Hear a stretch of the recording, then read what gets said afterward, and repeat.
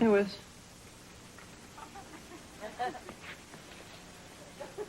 If you're looking for change, I already got it. What you doing, honey? Nothing, just looking for my snake.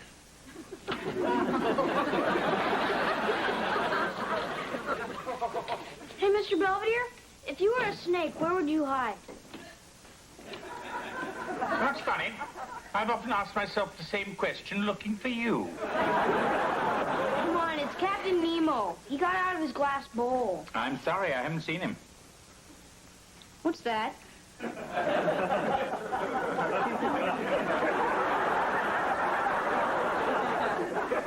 kielbasa. A Polish sausage. Oh, for a minute I thought it might be Captain Nemo. Wesley, I'm not in the habit of eating people's pets. What about that rabbit I got for Easter? You were tired of him anyway.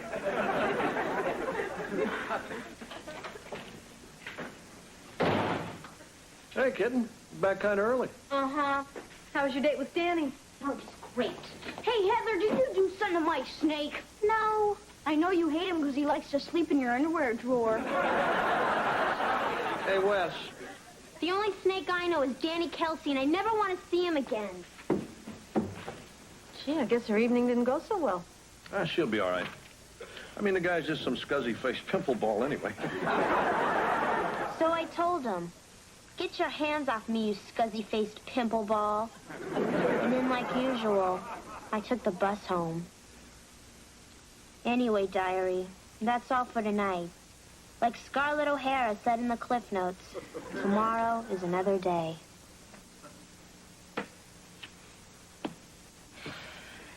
Oh, Captain Nemo! There are few things as touching as a boy and his snake. Boy, he's never stayed out all night before. It's just not like him. I'm sure he'd call if he had hands or money.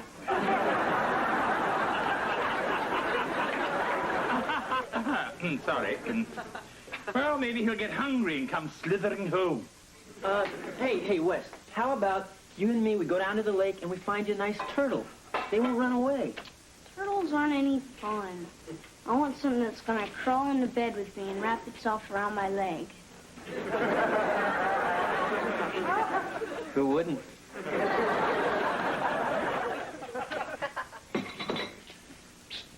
You alone? Why? I got Heather's birthday present. I don't want her to see it. Spoil the surprise.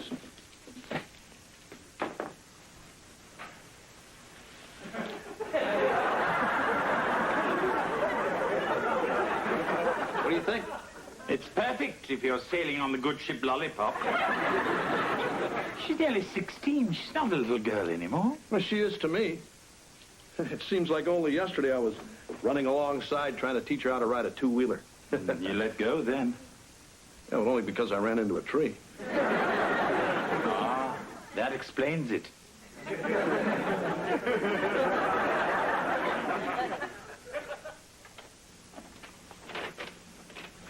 Hi, Mom. Hey, Ev. How was the mall? Oh, we didn't go. Angela's mom took us downtown. Oh. Yeah, it's really weird. All the stores are right on the street, and when you go outside, there's no roof or anything.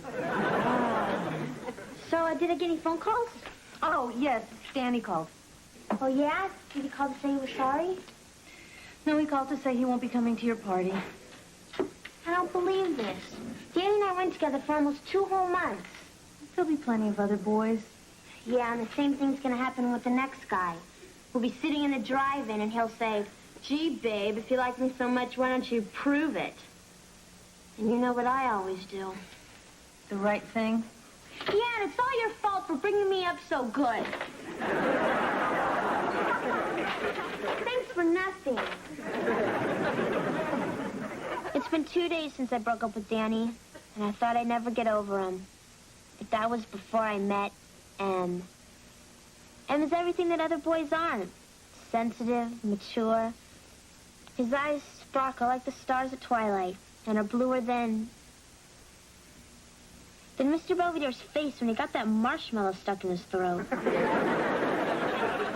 What's right, Heather? None of your business. I bet you're writing about what you did to my snake. Wesley, give that back to me. Problem? Yeah, Barf Brain took my diary. Give it back, Barf Brain. No, and you can't make me.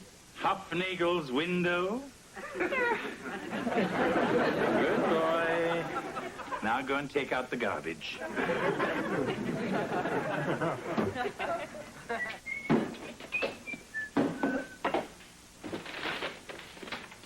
Hello, Kevin.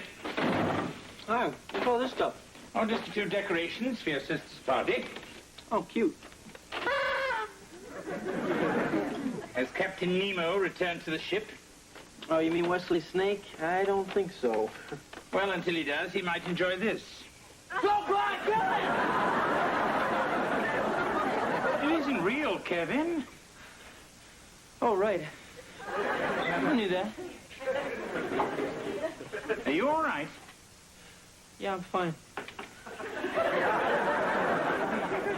Kevin, do you know anything about Captain Nemo's disappearance? Yeah, I did it. I hate snakes. Oh. I mean, Wes was always carrying that stupid snake around, shoving it in my face. I just couldn't take it anymore. So I took his bowl out and I dumped him in the woods. Last time I saw him, he was crawling toward the turnpike. Wouldn't it have been simpler just to tell Wesley that you're afraid of snakes? Hey, I can't do that. He's my kid brother. He looks up to me. Hi, guys. Hello, Wesley. What's that? Oh, just a little substitute for Captain Nemo. Quite realistic, don't you think? Yeah, sure. This wouldn't fool anyone.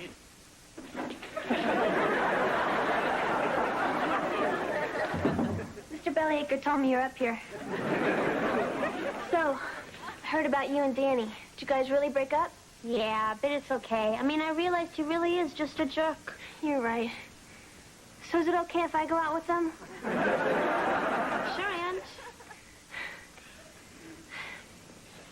Who's W? Huh? Oh, I mean M. Oh, just somebody I met. Oh, yeah? Who? Oh, just a guy. I don't think you know him. So is it serious? Well, I don't know. I'm thinking of letting it get serious. Real serious. Wow. Then maybe you're the one who should be taking these. Angela, those are birth control pills. What are you doing with those? Nothing bad. I read that if you take them sometimes, they make your chest grow. Angela, that's stupid. You shouldn't be taking them. Can I just take one and see if anything happens? Or maybe two?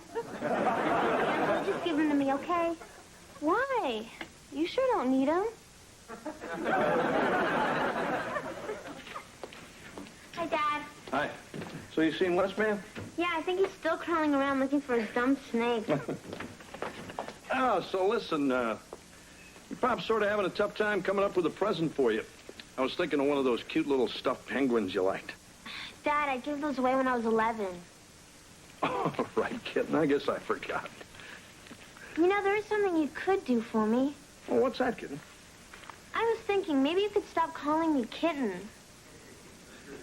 Oh, you mean at your party with all your grown-up friends around?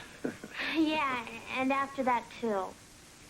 I mean, I'm gonna be 16. I'm not a kitten anymore. Sure. I understand. Thanks.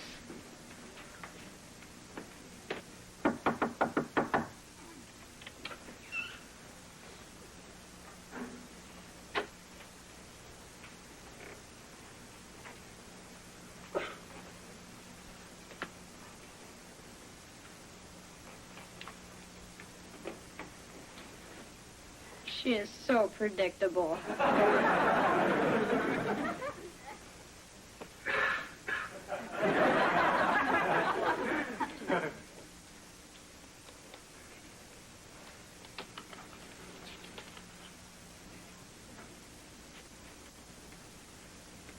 Hey, Wes, what are you doing in here? Nothing.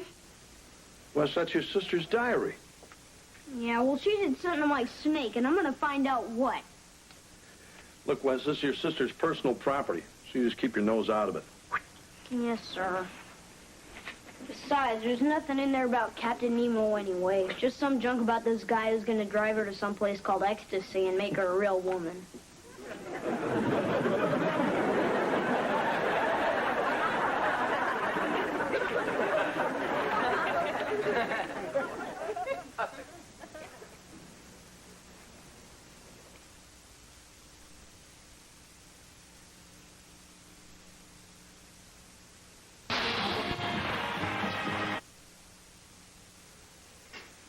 Hey, Belvedere, what you doing? Oh, just getting the menu ready for the party. Ding-dongs, Oreos, scooter pies? Those are for me. The children are having lobster Newburg. Oh. So, how many people are coming? Well, according to the guest list, approximately 25. 24 if Sean Penn can't make it. Let me see this. Is this all of them? Mm-hmm. You sure there's no Mike or Mark or Melvin coming? Why? Look, did Heather ever mention some guy with the initial M who makes her heart melt and her flesh tingle at the thought of his touch? No. But I used to feel that way about Mitch Miller. Now, what's this all about, George? She's seeing some guy, and I think she's thinking about doing something with him. How do you know? Did you read her mind? No, I read her diary. Yeah, I didn't want to, but it's a good thing I did. I mean, she's writing stuff like she's going to give herself to this jerk, body and soul. Look, I don't know who Annie is, but I'm sure whatever Heather wrote about him is nothing more than harmless romantic fantasy. Hey, this game is tough. I can't get any of the balls back into the right days. Wesley.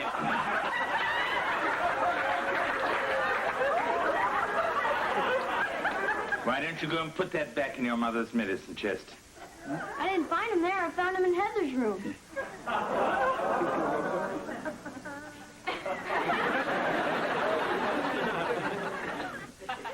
She back yet? No, George. Probably with that M guy right now. George, she just went to get her hair done. That's it. Mr. Maurice. The guy who does her hair. George. Hi, guys. Hi, honey. Hi. Hey, the place looks real nice. I'm gonna go up and get changed. Heather? So, see, we haven't had a chance to talk. I mean, since the last time. Oh, well, if it's about Danny, you don't have to worry. I'm over him. Oh, that's good. Is something the matter? Look, honey, you know, we've always told you that there's nothing you can't talk to us about. Right. So if there's anything you feel you need to get out into the open... We're here. Well, last week I smoked a cigarette. Oh.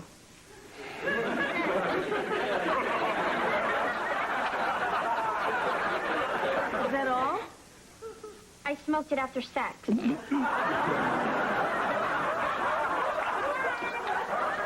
I'm kidding. Boys,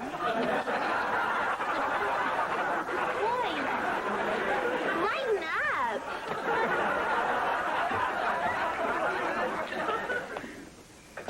Alice, Hey, Kev. listen, Heather's party's starting pretty soon, so Mr. Belvedere wants you to go sit in the woods. Sure. But if you want, we could go to the mall or something. I'll take you to see that horror movie. You know, the one Mom wouldn't let you see? That's okay. I went with Dad. Besides, I'm not going anywhere, just in case Captain Nemo comes back. Yeah, listen, Wes, about your snake. There's something... I didn't even think I'd miss him that much. It's not like he's a dog or anything, except he sort of was. I mean, I'd put out my hand and he'd slither up my arm and across my neck and kind of tickle my nose with his tongue. Sometimes I could almost smell the dead bugs on his breath. Guess you miss him, too.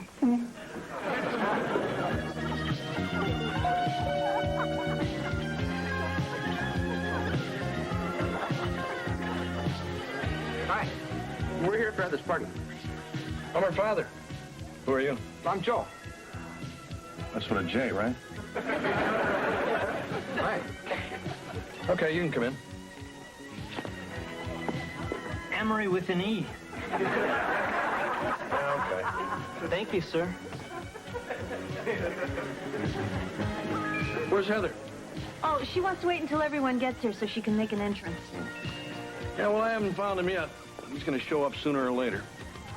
George, we will get to the bottom of this, but let's do it the right way and not ruin her party, all right? Yeah. Okay. Well, I'll go back and see if I can hurry her up. Hi. Is this Heather's house? Anybody ever tell you your eyes sparkle like the stars at twilight? Hi, Mr. Budweiser. Is this where we hide? It's not a surprise party, Angela. Oh. Heather didn't tell me that when she invited me. Oh, yes, of course. She tells you a lot of things, doesn't she? Uh-huh. Things like which boy she likes, what she wants for her birthday, or where she got these.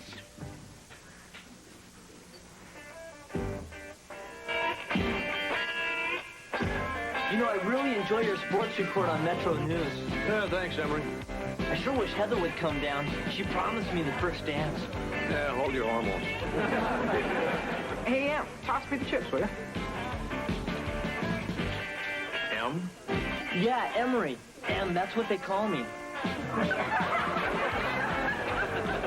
Something the matter, Mr. Owens? I'm looking at your eyes. They're blue, aren't they? Yeah, but also nearsighted. George, I believe Angela may have cleared things up. Yeah, well, so have I. Hey, hold it, Em. You're the guy, aren't you? Pardon me? You're the one who makes my little girl tingle. Well, you're going to be tingling pretty good yourself in a second. George. Daddy, what are you doing? Hey, I'm sorry it had to come out like this, but I know all about you and M here. Em? You read my diary. How could you? Hey, look, why don't we all go Well, into look, the you don't kitchen have and to we can- worry. He's not M. Also, who is? Nobody. I made him up. Huh? Well, what about those pills? You didn't make them up. George, those belong to Angela. It's a rather long and moronic story.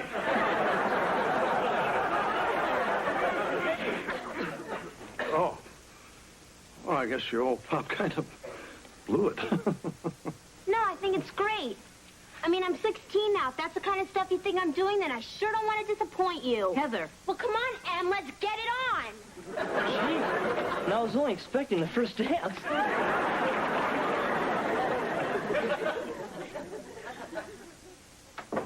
I'm back. Hello, Heather. Everybody left, huh? Yes, shortly after, Angela's male stripper arrived. Unfortunately, his performance paled in comparison to your father's. Yeah, well, I'm going to bed. Oh, I've kept you some birthday cake. It's in the kitchen. Oh, no thanks. You know, a certain person put a great deal of effort into that cake. You got it at the bakery. I didn't say it was me.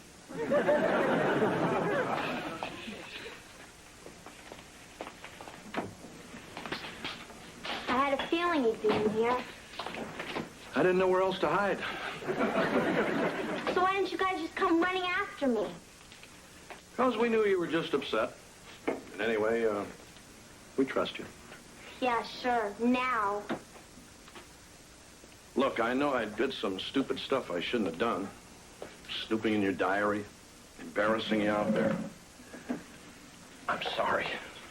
Well, if you thought I was doing something, why didn't you just ask me? I don't know. I was afraid maybe you'd tell me and it might be something I didn't want to hear. Huh? The thing is, you're growing up and I'm getting a little scared. Dad, don't you think I am too? I mean, why do you think I broke up with Danny and made up all that stuff in my diary about M? Nothing's gonna happen to me with him. He's not real. I don't want to get pregnant or get some awful disease or any of that other stuff that can happen to you. I guess it must be pretty tough being a kid these days. Yeah, I just wish I could be 25 and married and through with all this junk. Or maybe you could go back to being 12 when your old pop was the only man in your life. I'm being stupid. No. Well, good night, Dad. Okay. Happy birthday, kitten.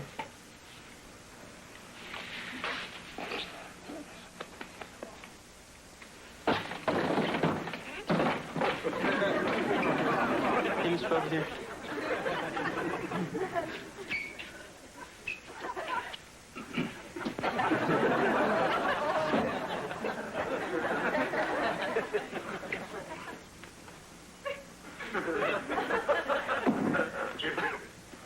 What's that? I mean, it's a surprise for Wes. I felt kind of bad, you know, about him losing his snake, so got him another one. That was very nice, dear. It's nothing, Mom. Hey, look who's back! It appears that Captain Nemo has returned. Hey, now you got two snakes, Westman. Huh? It's just a little surprise from Big Brother. Oh, wow! Thanks, Cab. Sure. Look, Captain Nemo, it's a girl. Just think, pretty soon we'll have little baby snakes all over the house.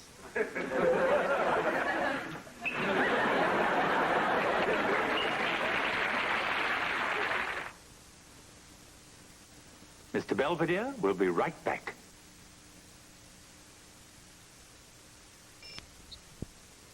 Heather has finally opened her birthday presents, although it appears the best gift she received was a closer relationship with her father. Meanwhile, as we await the arrival of the Nemo quintuplets, Kevin has taken up residence in the attic. I wonder if I should tell him about the bat.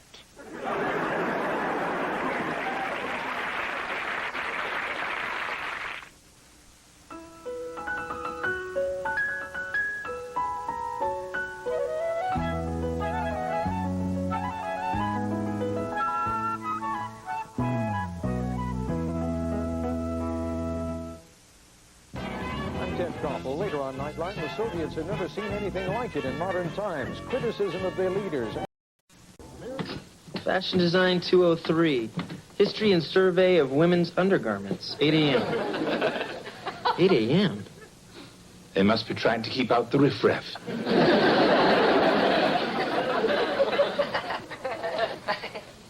Mr. Belvedere, there were a dozen cupcakes in here this morning. What happened? Lunch. Oh, I'm totally bummed out. What's wrong? I have to kill and dissect a frog for biology. All right! What kind of knife are you going to use? Well, you know, Nagel and I take a salamander apart. We like to use an X-Acto 507. It's a precision instrument, so you get a lot less gushy stuff squirting in your face. It's just that there's a happy little frog hopping around. His name is Travis, croaking love songs to his little frog girlfriend. And then he meets me. The next thing he knows, he's spread-eagled in a cake pan, spraying frog guts all over Mr. Sorokin's biology class.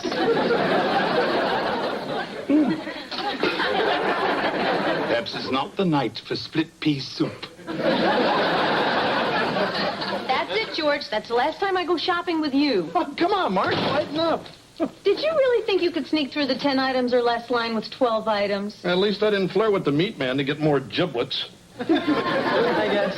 Hi, honey. Hey. Oh, how are you coming with your class schedule? Scuba diving, co-ed volleyball, discussion of current magazines. Kev, you going to college or Club Med? Take it easy, Dad. I'm still finding myself. Could have found Jimmy Hoffa by now. Okay. Trouble in paradise? Just don't understand. The search for self embraces many forms. Frankly, Kevin, if you would embrace a few less forms, Your mind might be much clearer for your studies. My mind might be clearer, but my complexion wouldn't.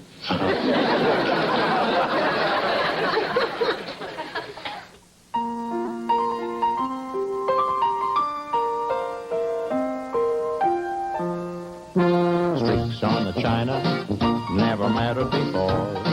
Who cares when you drop kicked your jacket as you came through the door? No one glared.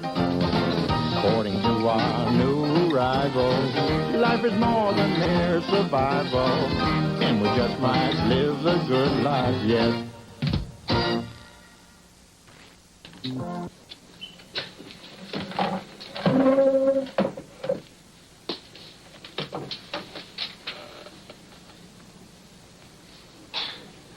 What are you doing? Nothing. Must you do it here? Uh-huh. It's for school. I have to observe someone at work and write a report about it, so I'm observing you. Oh. Wouldn't you rather observe a fireman or a policeman? I would, but I'm wanted by both. Good point. Well, you haven't written anything yet. You haven't done anything yet. Mr. Belvedere, could you iron this for me, please? Cake pleats are murder. Oh, now, really, Heather, I'm not your personal valet. We agreed that you were old enough now to... Ah, very well. Oh, thank you. And while you're at it, please be sure to note, I don't do windows.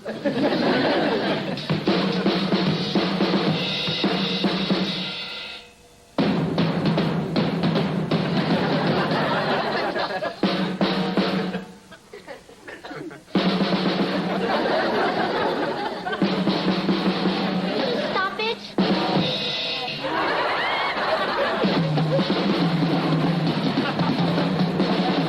Hey, Kev, what's up?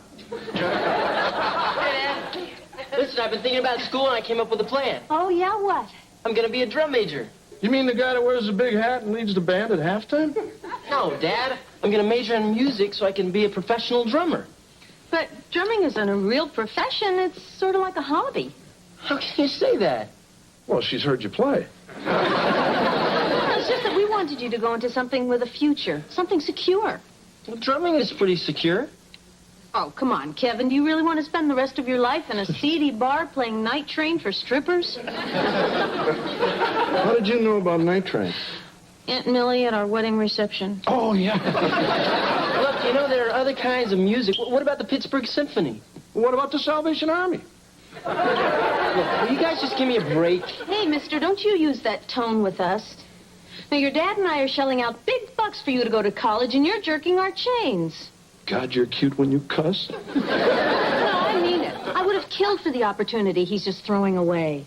Hey, I'm not throwing anything away, Mom. I just don't know what I want to be. Well, you better figure it out and be damn quick about it.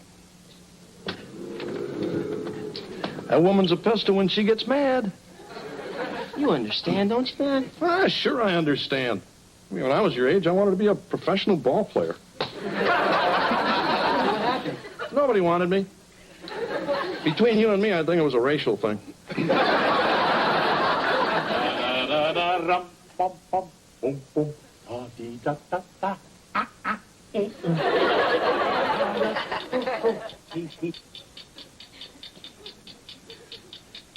Why do I feel like I'm on 60 Minutes? Do you realize it took you 5 minutes to dust the mantle, and the knickknacks are still dirty? My, quite the little slave driver, aren't we? Here, drive this. I got bored just watching you, so I figured out a way for you to do your job better and faster. All right, since it's for school. I broke your day down into hours and minutes and figured out how you can make the most of your time. All right, let's see. 5:30 a.m. to 5:35 a.m., set table and make breakfast. 5:35 a.m. to 5:36 a.m., eat breakfast. Wesley, this is a 20-hour work schedule. You've only left me 4 hours a night for sleep. What's wrong with that? I am a housekeeper, not robo-maid. Say, going? Upstairs for a nap. My gears are beginning to grind. Got any goosey loosies? Fish. Mom, Dad, I have to tell you something. What, honey? Well, I've made a decision. I don't care what you say, I don't care what the teacher says, and I don't care what the principal says. I'm not going to kill Travis and rip his guts out. You're not. No, and you can't make me. Who the hell is Travis? Bye, guys. Hey, Kev. Where are you going all dressed up? I thought you had to work at Mr. Cluck's tonight. Yeah, I do. I mean, I did. Tonight's my last night, and the guys are throwing me a goodbye party. You quit Mr. Cluck's? I sure did. But I thought you loved that job. Yeah, aren't you the one that called deep fat frying a spiritual adventure? That was before. Before what? Mom, Dad, I thought long and hard about what you said, and I did a little research. Medicine is the field of the future. So I quit my job at Mr. Cluck's and got a job at College Hospital as an orderly. You did? Yeah. I mean, I know it's at the bottom of the ladder, but at least I'll be working in my future field. Kevin, are you going to be a doctor? No. I'm going to be a nurse.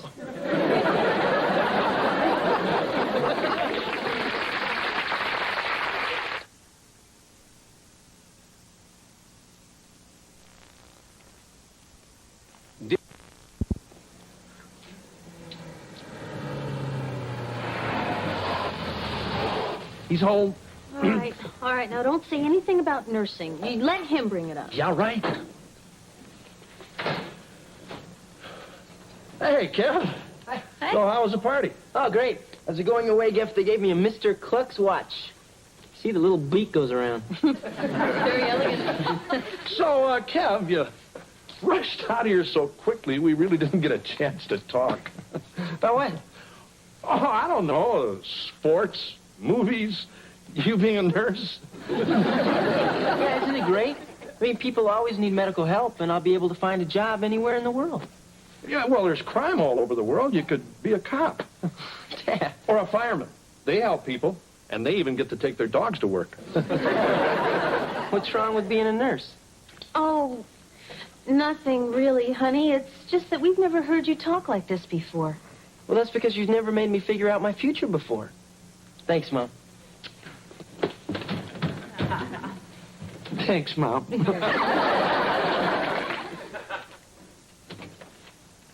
When did Diana Ross start dressing like a boy? That's Michael Jackson. What are you reading on the job? You know, Wesley, this project of yours is getting most tiresome. When is it going to be over? When you reach peak efficiency? Hey, it's Belvedere. Hey, Les. Hi, Heather. What have you got there? Frog legs. So you went through with the dissection? Nope, I bought them at a French restaurant. I don't understand. Well, I figured I could take them to class, tell Mr. Sorokin that I dissected Travis at home, and somehow the rest of them just dragged away. Very creative. But how are you going to explain the breading? Skin condition? Nice try, but I don't think your teacher will buy it. Have a snack.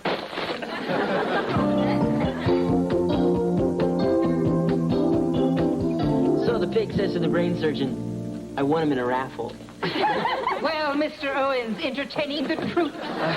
No, Nurse Hawkins. Mr. Owens, I realize you're here to learn about nursing, but you can't absorb it through personal contact. Yes, ma'am. Tell me, why hasn't the East Wing floor been mopped? It has. Well, Mr. Donchi in 312 didn't quite make it down the hall and unmopped it. Do it again. Okay.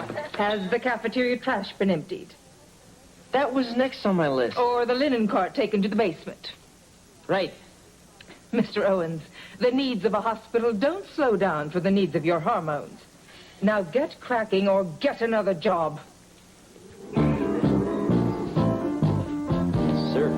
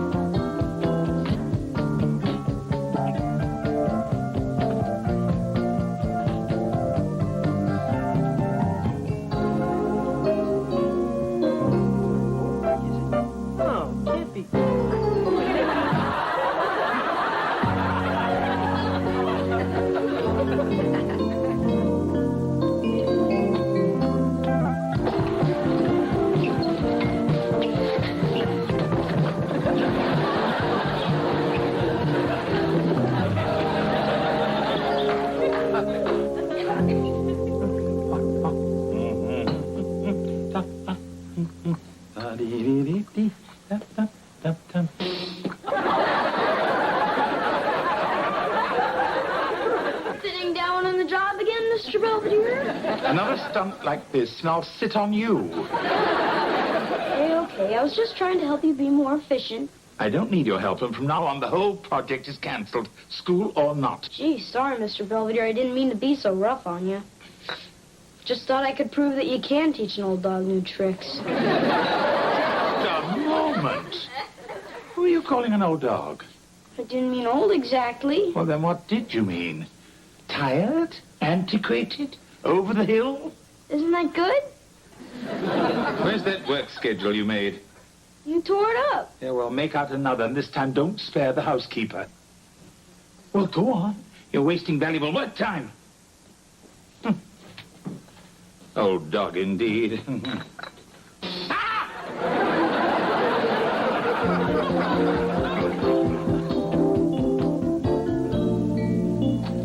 Owens, there you are. Miss Hawkins, here I am. I've been looking for you. A delivery of fresh linens is here. I want you to go. Unpack them and put them away. I did, a half hour ago. Good. Then you're free to go to the west corridor. Mop it down and re-wax it. Done. Oh. Well, there's still 30 minutes before the end of your shift. You could go to the third floor waiting room. Change the bottle in the water cooler. I did that during my lunch. Ah, I see. Very well. Carry on. I'd love to. But I don't have time.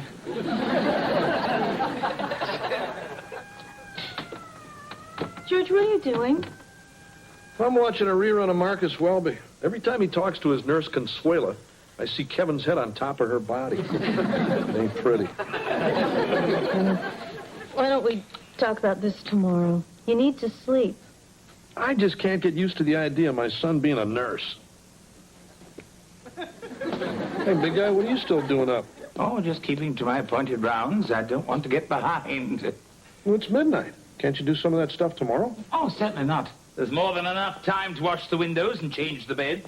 But the kids are in them. I don't make the schedule. I just work here. Hi, guys. Hi, honey. Oh, hey, Kev. Still burning the midnight oil, huh? Yeah, you're not kidding. Well, I'm just gonna grab a glass of milk and hit the books. You've been working a lot of extra hours lately, haven't you? Yeah, but I better get used to it. Hey, don't you think it's time you call this off? What? Hey, look, Kev, we all know you're not going to be a nurse. Yes, I am. I don't know why it's so hard for you to understand. It's just that, well, we can't help but think that you're settling. What do you mean? Well, she means we think you can be anything in the world you want to be. No, I can't. Sure you can. No, I can't. Why do you say that? Because it's the truth. I mean, all my life you've been feeding me that line, and all my life I've been wondering what was wrong with me because I couldn't do everything perfectly. You do lots of things perfectly. Oh, yeah? Like what? Look, I'm an average guy. I get average grades. Well, nursing is something that's better than average. It's honest, and it's decent, and whether you like it or not, that's what I'm going to do. I think we handled that well.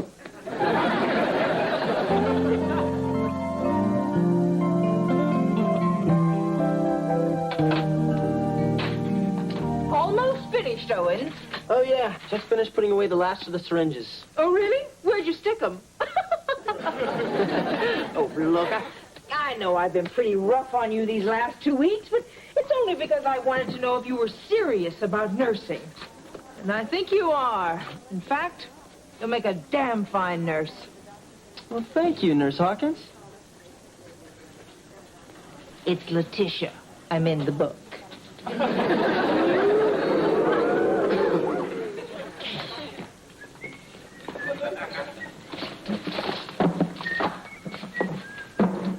Nurse Owens, I presume? Oh, hi, Mr. Belvedere. What are you doing here? My gout. I'm afraid trying to keep up with Wesley has brought on an attack. Oh, that's too bad. Well, here, sit down. Hmm. Hey, you know, if you elevate that foot, it'll relieve some of the pressure.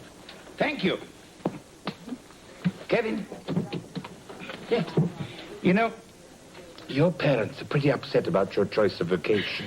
Yeah, I know, but they'll just have to get over it. You're not just doing it to get even with them, are you? If I wanted to get even, I'd be a tennis bum. I see your point. Well, listen, I better get back to work. Oh, go right ahead.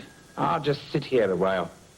Any place without Wesley is extremely restful. Stop it! Stop it! Oh, man, I'm not... tiene el niño. Ay. What's she saying? Well, it's just a wild guess, but I believe she's telling us she's about to have a baby. What? You can't do that. I'm not a doctor. ¿Qué? What? She says, huh? Wait here. I'll go get a doctor, okay? I'll go and get a doctor. Kevin, she's not sitting bull. Doctor, the ER stat. Emergency. A woman having a baby. Kevin, I think we're going to need some help. Don't worry. A doctor is coming. The baby.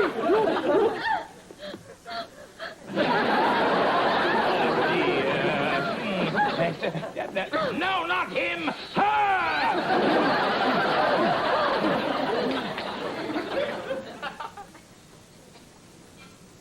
What are you guys doing here? What happened? Hey, you hit your head when you passed out. Oh, great. Yeah, we hear you saw a lady have a baby. No, I saw a lady about to have a baby. Then I saw linoleum. Is everything okay? Yeah, I guess Belvedere had pretty much delivered the baby by the time the doctor got there. Yeah, and the lady was so grateful, she named her son Belvedere. Well, I better get back to work. No. You're, pretty serious about this, aren't you? Yeah. Then we're with you all the way. Huh? Well, it's just we thought about it, and we finally realized that we've been trying to get you to do stuff we wanted you to do. The thing is, we know how tough it is out there, so if we get a little carried away, it's just because we love you. Thanks, Mom. So if you want to be a nurse, it's okay with us. In fact, we don't even care if you want to become an Avon lady. Or a fuller brush man. You know what I mean. Splendid. Now that we've got Kevin's future settled, could we all get some sleep? Oh, Miss Belvedere, how you doing? Not half as well as I'll be doing after visiting hours are over. Okay. We don't have to have a hospital fall on us. Come on, Marsh, let's get the car. Night, Dad. Mr. Belvedere, would it be okay if the kids said goodbye before we left? No. Absolutely. Delighted to see you. Come over here. How you feeling, Mr. Belvedere? Well, dear, frankly, I felt better. Here, I brought you a present from the vending machine. A Zagnut. How nice. Well, how did everything go in biology class? I got an F. What happened? I tried to set Travis free, except that he got loose in the classroom and started hopping around. Then Angela saw him and freaked. She tripped over a desk, fell on him, and squashed him. Did Angela get an F, too? No, she managed to scrape an F of Travis off of her jacket to get a C. Oh. Well, I better get going. You take care of yourself, Mr. Belvedere. Thank you, dear. Look, I'm sorry you're in here. I guess it's all my fault. Oh, nonsense. It's my fault entirely. I shouldn't have tried to follow that crazy work schedule. Yeah, that. I'm sorry I cost you a grade by not finishing your school assignment. You didn't cost me anything. Actually, I won $5. Oh, how's that? See, this wasn't really a homework assignment. It was more of a bet that I made with Howie Heffnagel. It was. Howie said that his housekeeper could do more in 24 hours than you could, so I bet him. I wonder if I could commit murder by pleading insanity. You can't get out of bed. You're in one of those hospital towns. Yeah, well, that makes two of us that better watch our backsides, eh?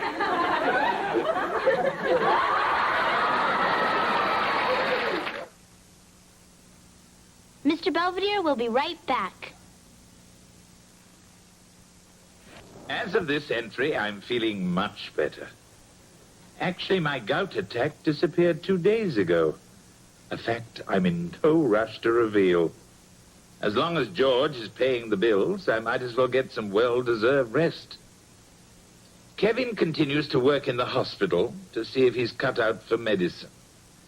George has begun to accept the idea of his son becoming a nurse.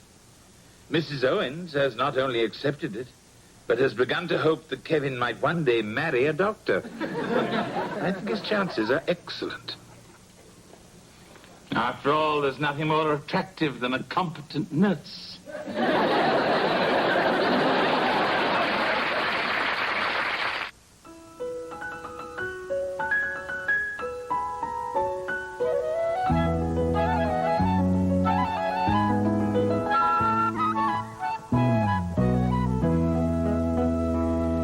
Next Friday, it's fun and games.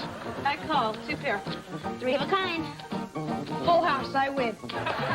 Now you both have to take off your shirts. But not for everyone. Hide me, hide me. Super City Talent Show. Mr. Belvedere. I'm Ted Koppel. Later on Nightline, a tiny Indiana town with a high school basketball team battling all the odds to get to the state championship. Not the movie, the real thing.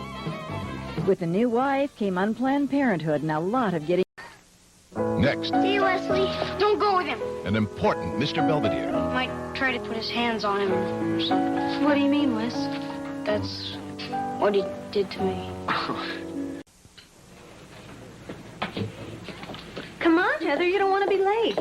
But it's summer. I still don't see what I have to go to school for. Because that's what happens to people who get a D in English. Oh, but I don't need all that grammar junk. I talk good. Well, perhaps with this class you'll learn to talk even gooder. See ya. I'm going to work. I thought you didn't have to be there till noon. Yeah, well, starting today, Mr. Klutz is open for breakfast. It is? Yeah, we've been getting killed ever since Schnitzel World started its wiener in a waffle. Oh, and what are you serving? Beaks Benedict? Kevin, might you drop me at school so I shan't be late? How is that? Much gooder.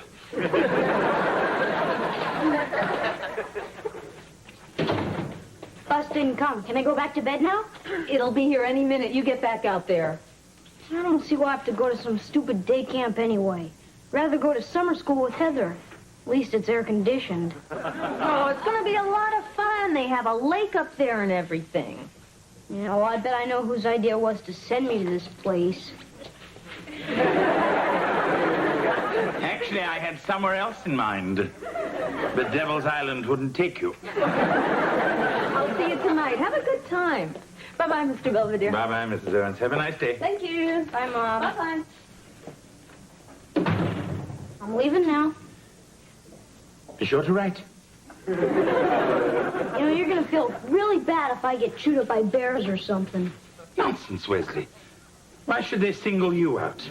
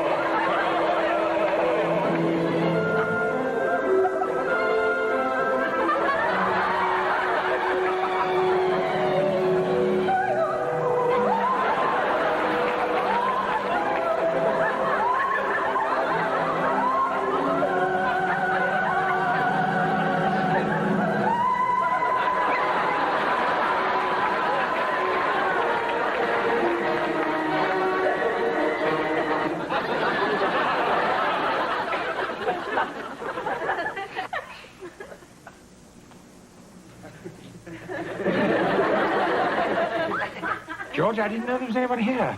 Right, big guy. I had some time, and I thought I'd listen to a little Wagner. Great.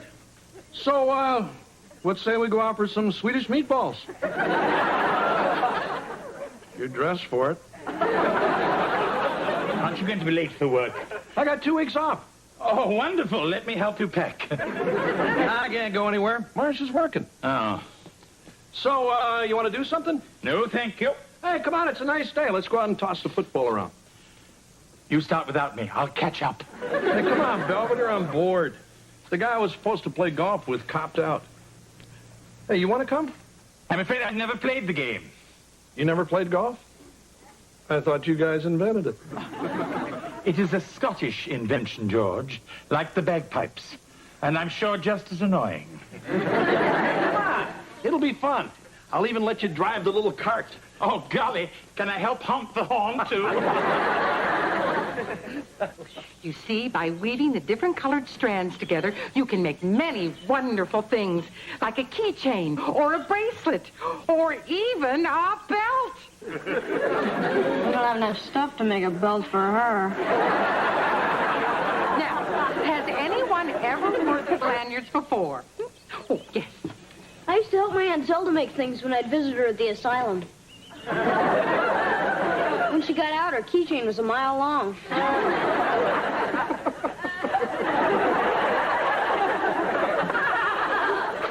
Very amusing, Wesley. Perhaps you'd like to help Counselor Perry hand out the craft materials. Now, we're going to work on our projects for a half hour or so, and then break for our little lunches of homemade peanut butter sandwiches and fresh-picked radishes. I think we may be breaking for lunch a little early. What? What's going on? I called the catering truck. Wait. Hi, Mom. Hi, guys. I can't believe it. I already got homework. Have homework, excuse me. How was breakfast at Mr. Cluck's? I don't want to talk about it. It's just, things got kind of hectic switching over from breakfast to the regular chicken menu. I mean, one guy gets some feathers in his French toast, and everybody wants their money back. Where's Mr. Belvedere? Shouldn't he be starting dinner? Oh, yeah, he wasn't here when I got home. He probably went someplace with your dad. Great, I'm starving. Oh. Well, I can get something started. It's okay. Hey, honey, how was your game? I'm never going to show my face at that country club again.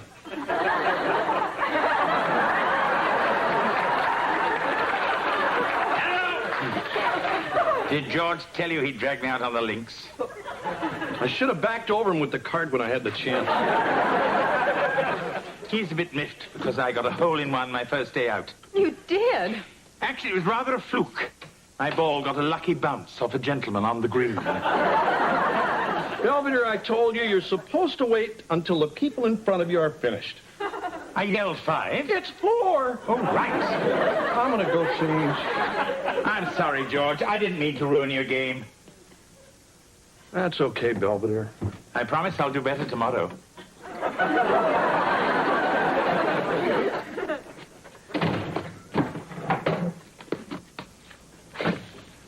How was your first day at camp? I take it you didn't burn the forest down? No, we got out the fire before it reached the trees. So, like my binoculars? Yes. What did you do? Mug a ranger? No, Counselor Perry gave them to me. Said I could use them the whole time I'm at camp. Wesley, haven't we talked about your taking advantage of people? Especially unsuspecting adults? Yeah, well, he likes me. And Witch Hazel, the other counselor, hates my guts, so it all comes out even. You getting ready for Halloween? All right, get ready for dinner. Okay, but first I want to go outside and see if I can find any of the birds we learned about today. Very well. But remember, no looking through Fifi Huffnagel's window. I'll go wash up. B-I-N-G-O, B-I-N-G-O, B-I-N-G-O, and Bingo was his name.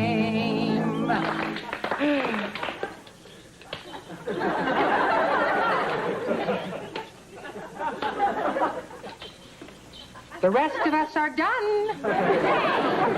All right, campers, it's 2 o'clock and time to get ready for our nature hike. I don't want to go on some stupid hike. It's boring. It makes your feet sweat. Hey, come on. Maybe we'll see some skunks or possums or something.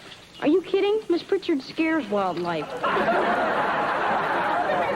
Wesley, I assume you'll be joining us? Oh, yeah. Ow! Oh! Oh, it's just my stomach hurts real bad. I think it was those wild flowers you made us eat. No one else seems to be ill. I ate the thorns. Wesley, the world has little patience with a malingerer. I'll keep an eye on him, Counselor. Make sure he gets better. Fine. Let's move out, campers. We're burning daylight. Tramp, tramp, tramp along the highway.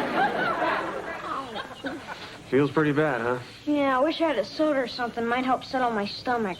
Hold on.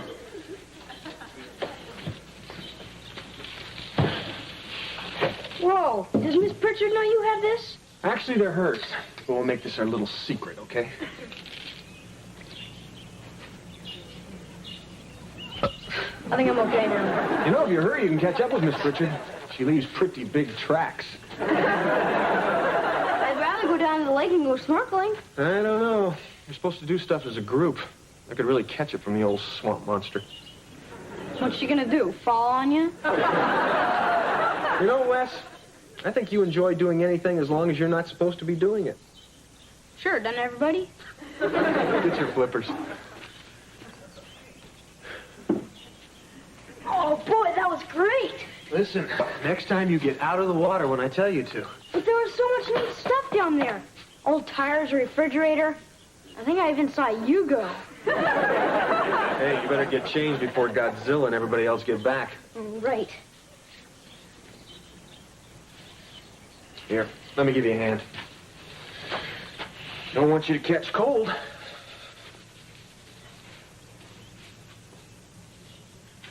Whoa. Getting goosebumps.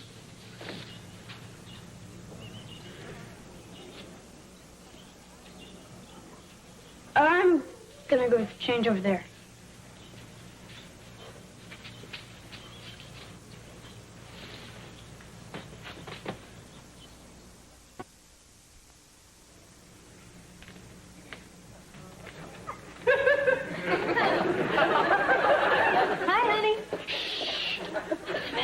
I'm going to the club. I don't want Belvedere to know. Anyway, it's his day off. I figured let him sleep. Good morning, George. Oh, Belvedere. I've been up since dawn practicing my putting and chipping. Perhaps we should play for a new lawn. I'll get my clubs. Actually, I was just putting these in the garage. I have to get to the station. Oh? I've got an exclusive interview with Honus Wagner, a great pirate shortstop. Ah. Why aren't you dressed, honey? You're gonna miss the bus. Can't go today, Mom. I got poison ivy. Ooh, you poor baby. Don't get too close, Mom. This stuff's contagious. Let me look. I've had all my shots. Ah, yes. That's definitely poison ivy. Fortunately, it's the erasable kind. All right, Wes, what did you do at camp? Nothing. That's easy enough to call your counselor and find out. No, don't. Then tell me what happened. I put a frog in some girl's shorts. I would have expected something more original. I couldn't find a snake. Listen, young man, you are going back to that camp and you are going to behave yourself, understand? Yes, ma'am. Okay, now we're going to divide into 2 teams, and each team must attempt to find as many of the items on the scavenger list as they can and bring them back to camp. Hope there's a fat lady on it. Okay, who wants to be a beaver with Miss Pritchard? Why? What are you going to do to me? Oh, very well then. All right, the rest of you can be cougars with Counselor Perry. Okay, let's everybody get their knapsacks and fill their canteens. Let's go.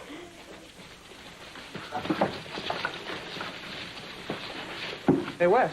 I was kind of hoping you'd be in my group. Yeah, well, I figured I'd go with Miss Pritchard today just for kicks. Sure. Well, maybe you'll be with me tomorrow. I think I'm going to be in Miss Pritchard's group from now on. I thought we were having a lot of fun together. Yeah. Wes?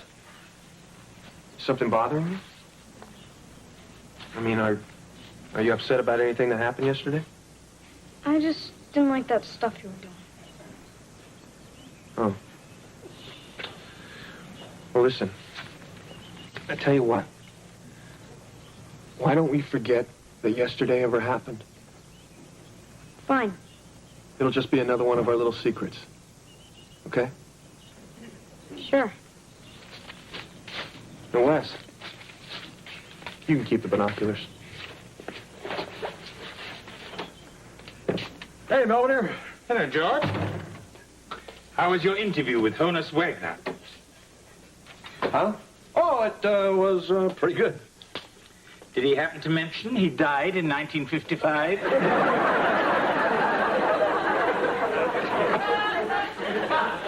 That's kind of a sore subject with him. Hey, Belvedere, I only played 9 holes. George, if you don't want to go golfing with me, just say so. Okay, I don't. Look, it's not just you're lousy and you keep hitting people. It's just when I go to the club, it's kind of my guy time. You know, kill a couple of brewskis, Tell a couple of dirty stories, stuff like that. I'm a guy. I know, it's just you don't fit in with my other friends. I mean, you're English. You're right, George. Most of your friends don't speak it.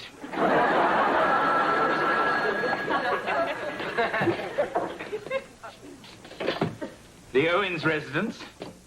Mary Poppins speaking. Oh, hello, Fifi. What's that? There's someone on our patio looking at you through binoculars. I'm sorry, I'll put a stop to that. Wesley! Yeah, Mr. Belvedere? Aren't you on the patio? Huh? Hey, guys. I found these in the trash, but they work pretty good. Weren't those the binoculars your counselor gave you? Yeah. Well, it's not like you to throw a gift away. You usually hock it. Didn't want them anymore, okay? Wesley, have you had a falling out with your counselor, Perry? No. Well, it seems like there's something wrong. Well, there isn't. I'm just sick of the stupid woods and the stupid lake and the whole stupid camp. Pranon, Terma, Tubu, Parase, Maiden, Alganon, Pathon. Wasn't that marvelous? Well, I hope you enjoyed Camp Chippewa's two little playlists. Nausea by John Paul Sartre. And, of course, Sophocles' Oedipus Rex performed in the original Greek. Take a bow, kids. Take a bow.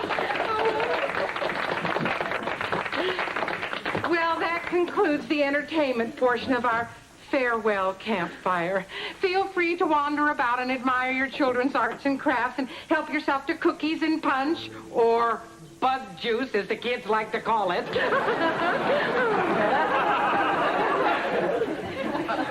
Hey, guys. Oh, honey, we really enjoyed you in your play. Yes, your acting in Nausea certainly turns my stomach.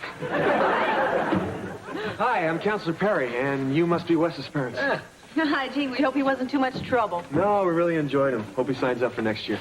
Hey, how about that, champ? Somebody actually wants you back. Well, listen, I better say hello to the other parents. Very nice meeting you. See you, Wes. Yeah, bye. So, Wes, man, aren't you going to show us some of your crafts? Oh, right. They're on the table. I made the macrame handcuffs. Well, Counselor Perry seems very nice. Yeah, I guess. Wesley, what's going on? Nothing. I'm gonna go say goodbye to some of my friends.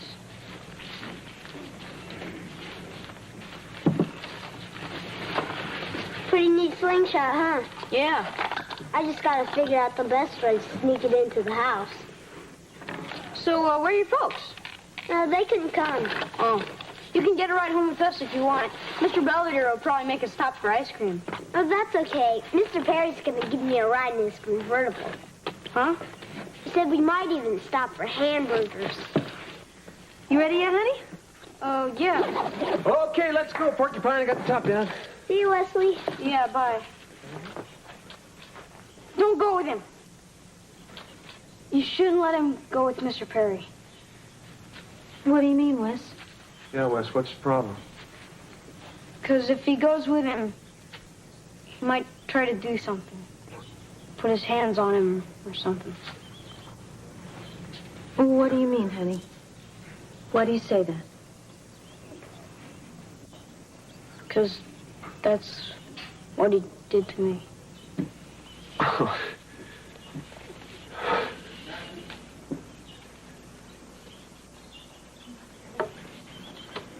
I see why they call this bug juice. Uh-huh. I spoke to the police. They said they'd like to talk to Wesley. I'm sorry. I didn't mean to start a big mess. Hey, pal, you don't have anything to be sorry about. Yes, sir. We just wish you told us as soon as it happened. You know you can always talk to Dad and me.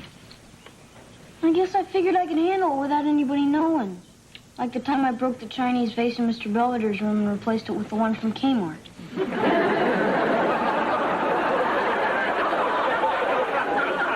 The thing is, you're always Daddy, that I take advantage of people. And I was sort of extra nice to him to get sodas and stuff, so maybe you should be mad at me. Look, you didn't do anything wrong. Do you understand that? You see, Wesley? It's not always your fault. Anyway, you said something when it counted. And you helped your friend Kyle. And that took a lot of guts. Now I'm proud of you.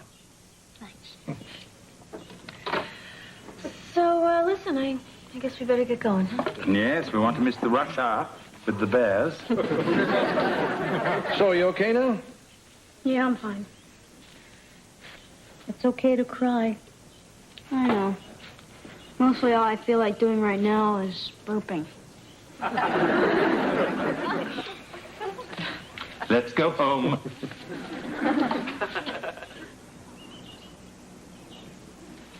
Hey, Mr. Belvedere. Good morning, Kevin.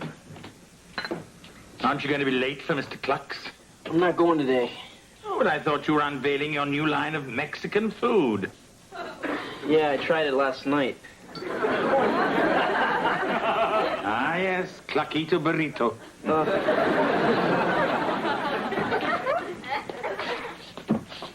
Hey, what's with Kev? He looks a little green. Speaking of which, your club called. You're tee off in about an hour. Oh, great. So, you want to come with me? That's all right, George. Come on, you can wear that dumb outfit and embarrass me all you want. I'd like that. Thing is, I was just so stupid. I mean, worrying about some golf game, and meanwhile, my kid's in trouble, and I didn't even know it. Well, that makes two of us. So he's going to be okay, right? Wesley, kill you, little monster! She's so crazy, Lou. My hot curlers. He'll be fine.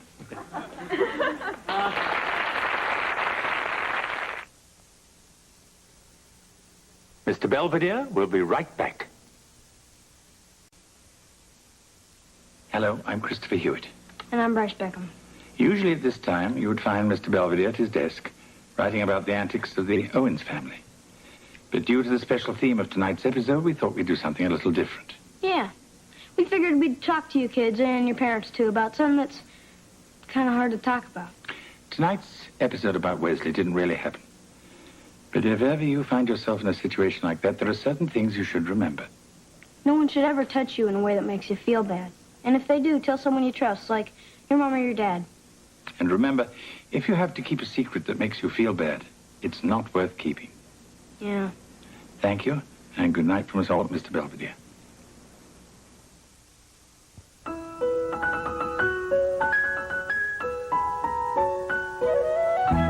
This is Dabney Coleman, a straight-shooting sports writer slap Maxwell. I've discovered what real balance is. I break new ground, they break my head. Slap Maxwell story, coming up next.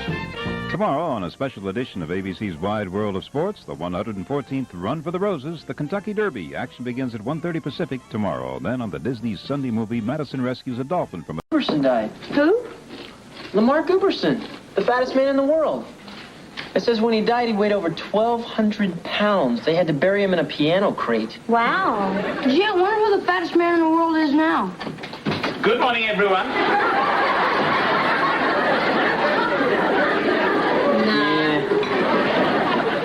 See you guys. I got to get down to the station.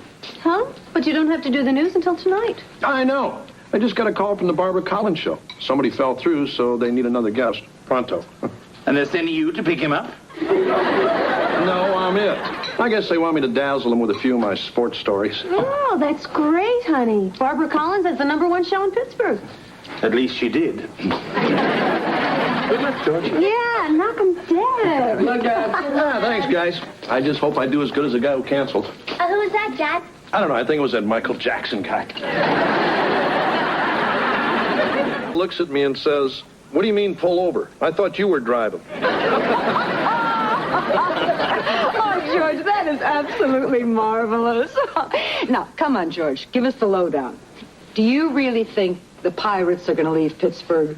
Oh, I hope not, Barbara, because if they do, it's really going to upset their fan.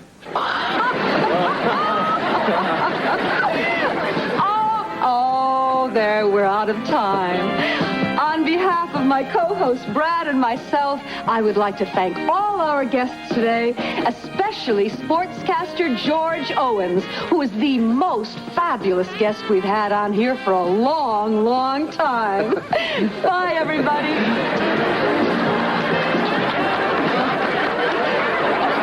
Well, thanks, George. That was terrific. I really appreciate your filling in on such short notice. Oh, it's my pleasure, Miss Collins. Please, call me Barbara. Hey, George, you done real good. Brad, I believe the grown-ups were talking. Oh, sorry, Barb. Well, I'll just wait in your dressing room. Fine. Anyway, thanks again for having me. Maybe we can do it again sometime. Okay. How about tomorrow? Huh? I'll see you here at 8. Hey, where have you guys been? At the mall. I figured it was time to get Wes some new clothes. Oh, yeah? What'd you get? I'm wearing them. That stuff looks just as nerdy as the other junk you wear. Hey, well, I think he looks very handsome. I'll go put the rest of this stuff up in your room. Thanks, Mom. What are you laughing at? You look like Dennis the Menace. Huh? Wes, don't you see what Mom's doing? You're her youngest, her little baby. And she's still dressing you like one. What do you mean? It's not like I'm wearing a diaper or anything. Go ahead, Wes, yuck it up. But you're in junior high now, and pretty soon everybody's going to be laughing at you. Yeah, I guess you're right. So what should I do? Just leave everything to me.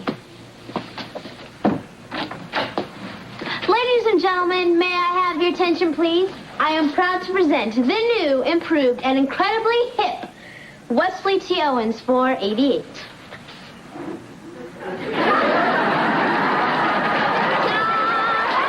Hi, Mom. Hi, Mr. Belvedere. Well, it sounds like him. Maybe it's part of the FBI's witness relocation program. What happened to all the clothes I just bought him? Well, we took him back. Doesn't he look great? He just looks so grown up.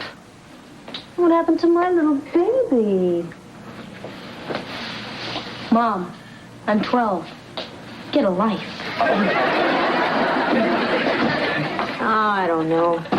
It's times like this that I almost wish I had another one. Mrs. Owens, please, for the sake of mankind, don't.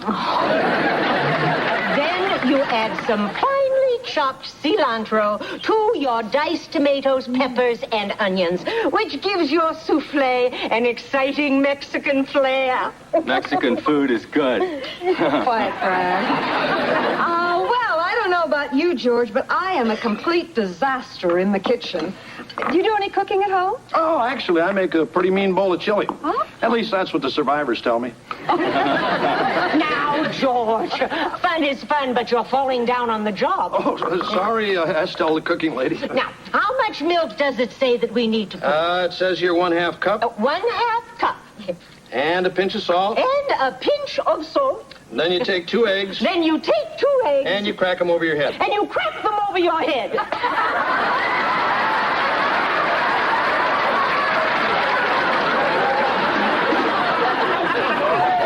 We'll be back with more of Estelle the cooking lady, I think, after this word from our sponsor.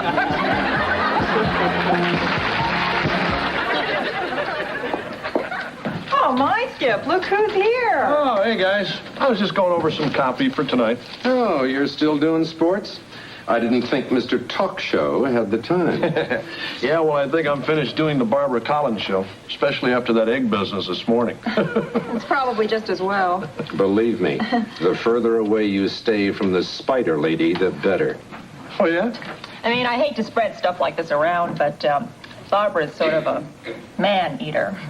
What do you mean? Oh, I mean, first she has a guy on as a guest, and then she makes him her co-host. Then she chews him up and spits him out. Patooey. Oh, come on. You guys are nuts. George, 6 months ago, Brad was a guest on Barbara's show, too. So? So he came on to give a pool cleaning demonstration. Well, see you guys. Hey, where are you going, Brad? Oh, I just got canned. Well, Barbara said she was only holding me back, so I'm going out to California to try out for the Tonight Show. Here comes Johnny. That's great, Brad. Yeah, best of luck. Hey, Brad. If you're not going to be co-host anymore, who is? Oh, George.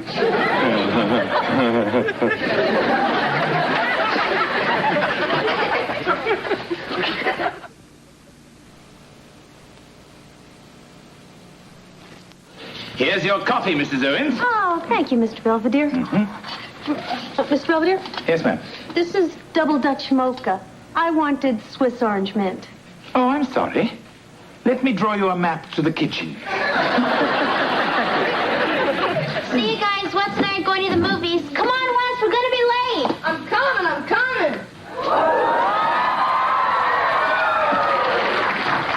Well, ciao, people. What are you wearing? I didn't buy you that. I bought it. I needed something for after 6. Que bella luna! Hey, guys.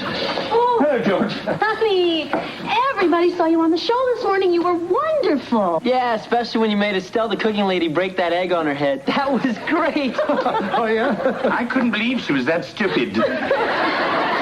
So, did Barbara Collins say anything? Is she going to have you back on the show? Yeah. In fact, she asked me to be her new co-host. George, that's great. Oh, well done, George. What happened to the pool guy? Oh, he sort of went down the drain. So, what did you tell her? Are you going to do it? Actually, I don't have much of a choice. The station manager pretty much said whatever Barbara wants, Barbara gets. Well, I say she picked herself a winner and that we all go out and celebrate. Splendid idea.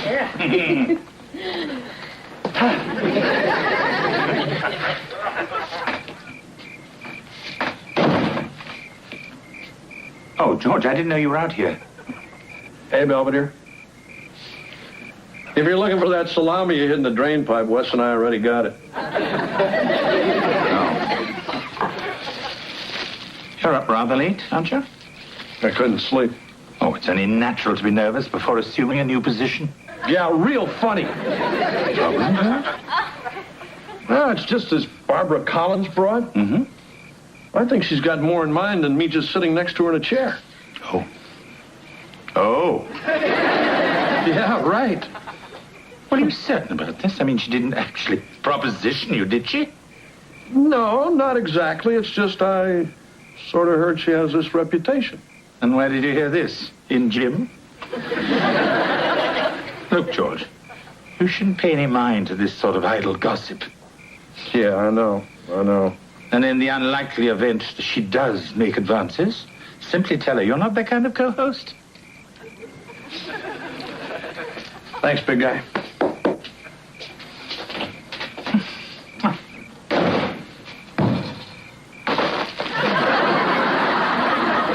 Well, at least they didn't find the backup. Hey, guys. Honey, what happened to your pants? Looks like someone's finally off his fashion kick. Are you kidding? These are Chateau Latouche jeans. They were pre-shredded in Paris. Wesley, don't you think you're getting a little carried away with all this sartorial splendor? No. And that reminds me, I've been meaning to have a word with you about the sweater thing. Gentleman's Quarterly? Yeah, if I were you, I'd check out the Spring Portly Preview. All right, folks, we're out of time. Let's hear it for our very special guest, the fabulous Bernard and his amazing beard of bees. Listen, Bernie, I'm really sorry about pulling out that bit of honey. I didn't think it'd get the little buggers so worked up.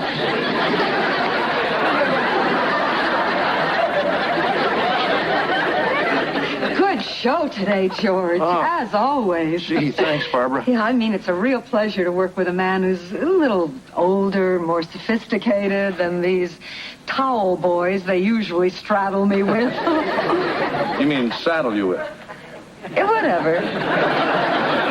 Anyway, I have been mulling over some great new ideas for the show, and I thought we might get together and discuss them. Oh, sure. Huh? No, I don't mean here. No, I thought we could go to my dressing room, you know, where we won't feel so inhibited. Oh, gee, it sounds great, Barb, but I got a sports report coming up in about 8 hours, so I better get cracking. I mean, you know how hectic things get around here during basketball season. George, Pittsburgh doesn't have a basketball team. Hey, that's right. And I think it's high time people knew why. Okay, Tam, which story do you like best? Boy raised by dogs wins best of show, or productivity up at clothing optional steel mill?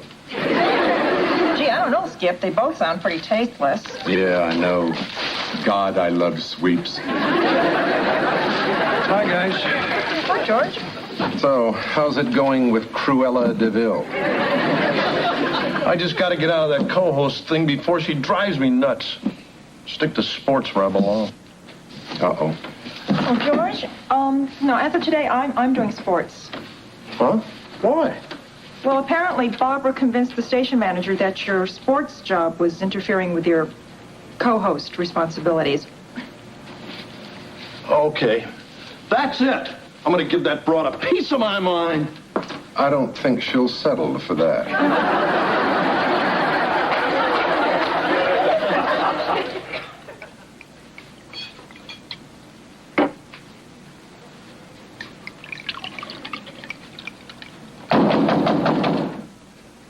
Come in, George.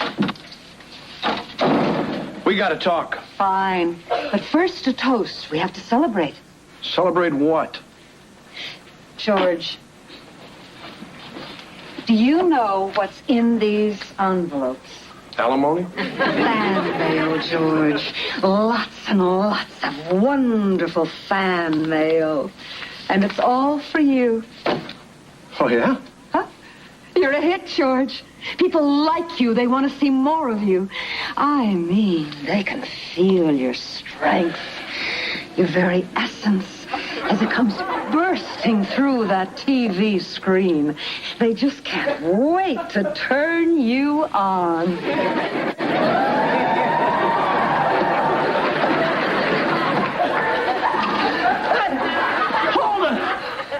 Hold it! Problem, George? Look, this isn't why I came in here. Oh? Well, why did you come in here? I don't remember.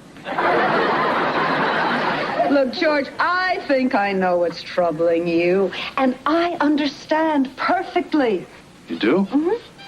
Being naughty in the dressing room, it's just so tacky.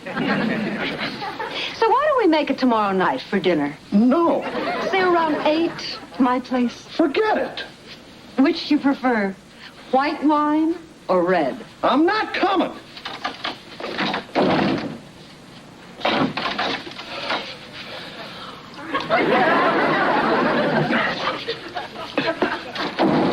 Must be white. Oh, this is all my fault. I created a monster.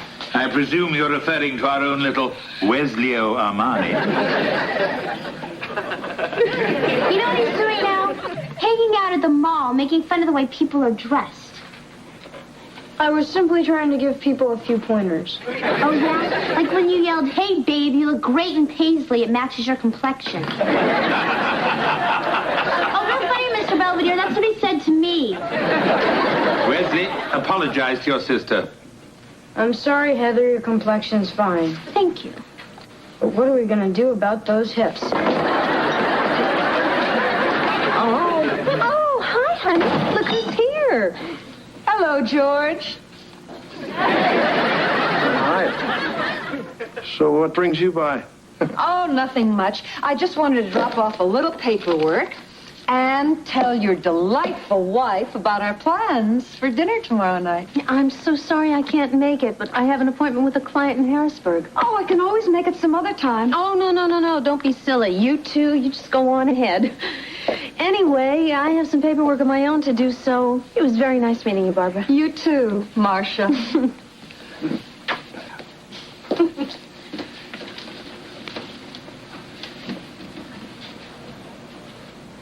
Your wife is very attractive, George. Thanks. Maybe we can find a place for her on the show. How does Marcia the legal lady sound? What are you doing here? Oh, come on. Don't be such a grumpy puss.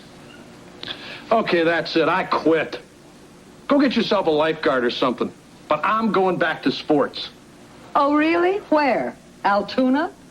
Well, look, if you expect to do sports or anything else in this town, you had better play ball with me. Do I make myself clear? More coffee, Miss Collins? Oh, no, thank you. I was just leaving. Oh. Oh, George, see what you can do with this guest list, We've had another cancellation. Good night. Oh, good night. Good night. She seems nice. What am I going to do, Belvedere? If I don't hit her sheets tomorrow night, I'll be hitting the bricks the next morning. That certainly is a problem. Yeah, And if I were in your shoes, I would simply try to deal with one problem at a time. I think we should start with the guest list. Morning, Barb. You were looking for me? Yeah, I got this morning's breakdown. We don't have any guests. Oh, sure we do. I got a great show all lined up, just like you told me to. Oh? Who'd we get? It's a surprise. Kind of a theme show dedicated just to you. Really? I just wanted to do something to show my appreciation for all you've done for me and all I'm about to do to you. Ooh, I like the sound of that. 1 minute, Miss Collins. We'll finish this later. Good morning. Welcome to the Barbara Collins Show. Now, normally, this is where I tell you who my guests are going to be. But you know what?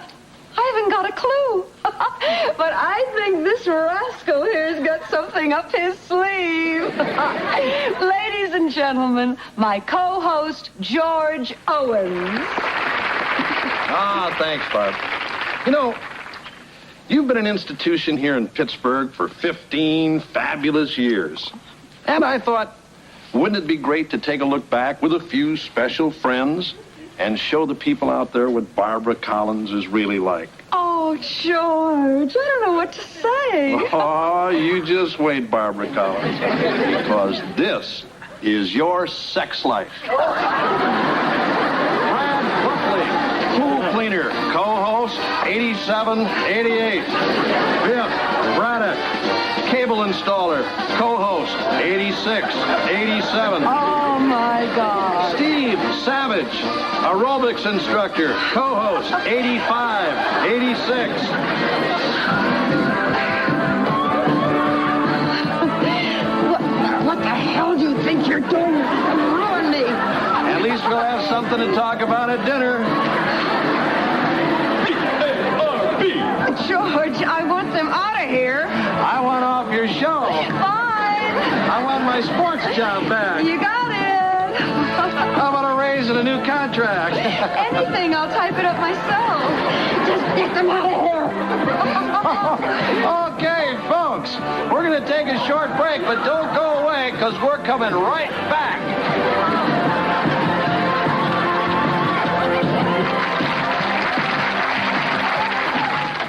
Come on.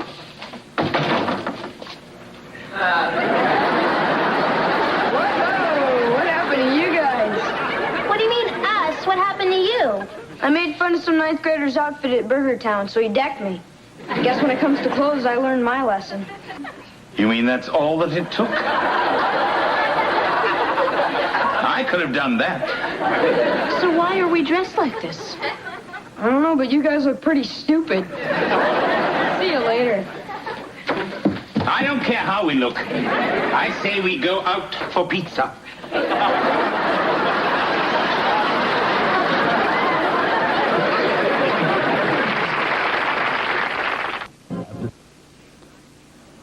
Dateline Beaver Falls. I'm pleased to report George is now happily back at the sports desk. His fidelity is still intact. As for Miss Collins, last I heard, she was the new host of Good Morning Scranton. I wish wish the male population of that fine city all the luck in the world. They'll need it. As for Wesley, he finally learned that clothes indeed do not make the man. Although if you wear the right outfit long enough, it will change you a little.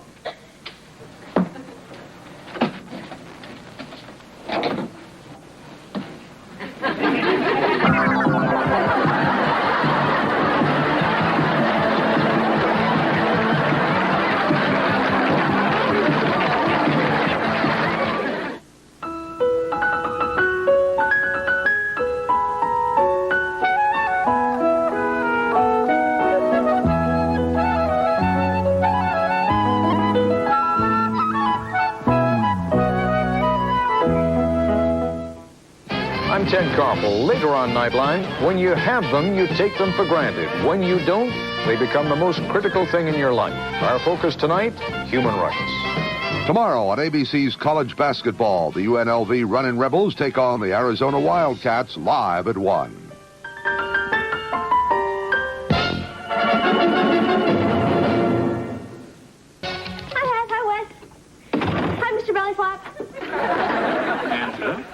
My parents signed the consent form so I can go. Back to Pluto, I hope. Angela and I want to help the homeless of Pittsburgh, so we're going to volunteer to shelter downtown. Oh? Yeah, we're going to cook them breakfast.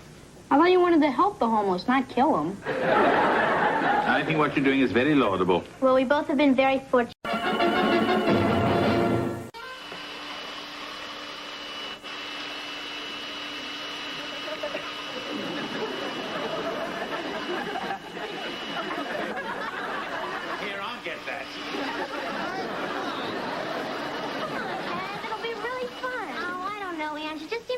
Going to a drive-in without a guy. I mean, we'll actually have to watch the movie. Oh, it's a great double feature. Gandhi and Attack of the Killer Tomatoes. I heard one of them even won an Oscar. Okay, I'll go. Great. See you after dinner. All right. Bye, Mr. Boomerang. Hey, Slick. Wow, Wes, you're really dressed to kill. Oh, please don't give him ideas. Relax, I'm just going bowling. Oh, yeah? Is Denise going to be there? Hey, how'd you know about her? Wes, every morning for the past week, you've spelled her name in your alphabet. Somebody's got a girlfriend. Somebody's got a girlfriend. Somebody's got a Oh, Lord. girlfriend. Please don't let him breed. Hey, give me a break, will you? It's my first real date. Sort of. Hey, Wes, want a little tip from the master? When you're bowling, if she happens to get a strike and she jumps up in the air, Yeah? don't say, I see London, I see France, I see Denise's underpants. I'll keep that in mind. I better get going. All right, knock them dead, Wes. Hey. Wait a minute. You're not going anywhere, young man. We just got a call from Grandma Huffnagel. How could you do it, Wes? Taking pictures of that sweet old lady buck naked in a therapy pool. They're for a report on growing old in America. Forget it, pal. You're grounded. Oh, no, Dad. Any night but tonight. Well, maybe next time you'll think before you pull a stunt like this. Boy, I can't believe I got in trouble just for taking this. Ugh.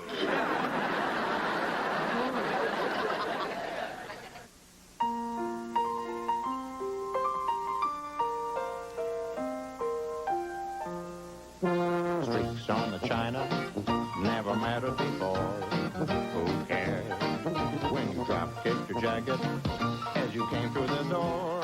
No one glared. According to our new rival, life is more than mere survival, and we just might live the good life yet. Come on, Marsh. You're always begging me to take you to the theater. Yeah, but why can't we see Phantom of the Opera or Les Miserables? What are you going to see? Raymond Burr in Dancing. Hey, are you guys taking the Porsche? Oh, honey. You know we're going to a bad part of town, so we're taking your father's car. So, Mom, you think I can borrow your car? Me and Ange are going to the drive-in. I don't think so. Hey, remember, Belvedere, Wes doesn't leave this house. Oh, don't worry. I've got some fresh alligators for the moat.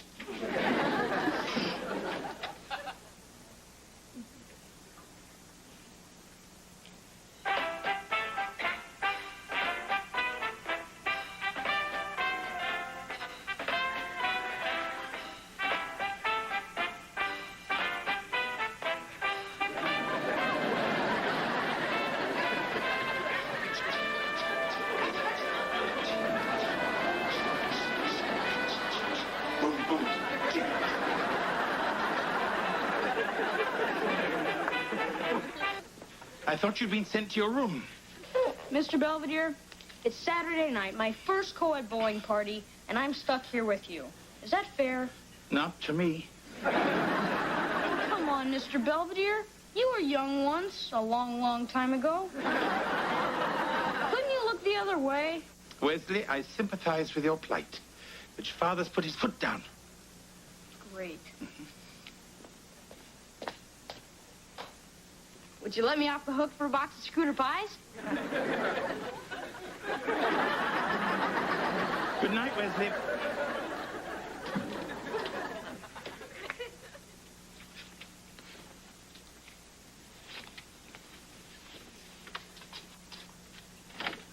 I'm forever blowing bubbles, pretty bubbles in the air. Pucker up, Denise. There's only a pane of glass between you and the man you love.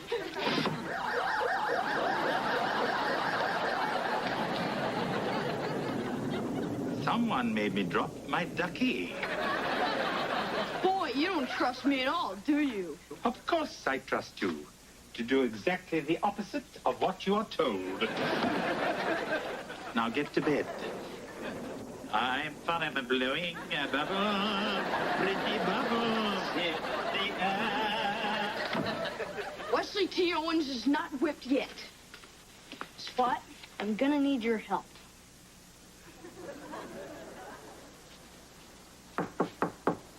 Wesley, I brought you a little surprise. Wesley, wouldn't you like some hot cocoa? Thanks, Mr. Belvedere. I'm really tired, so I'm in bed already. I guess I'll see you in the morning. Well,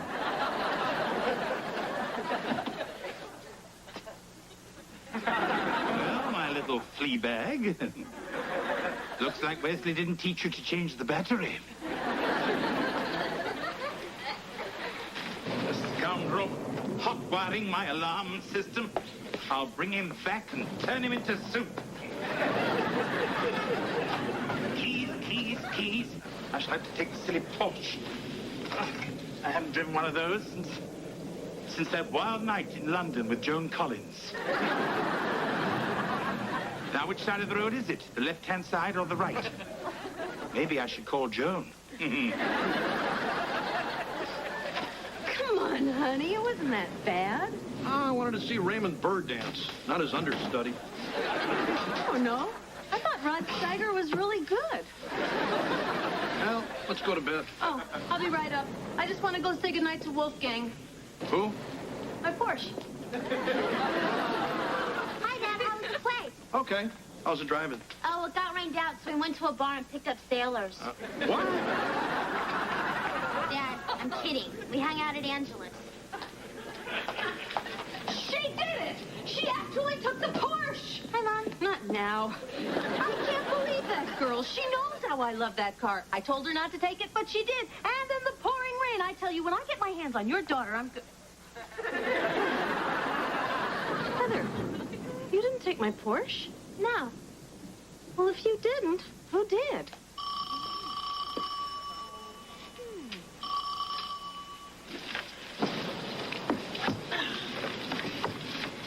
I tell you, Spotty, never trust a woman.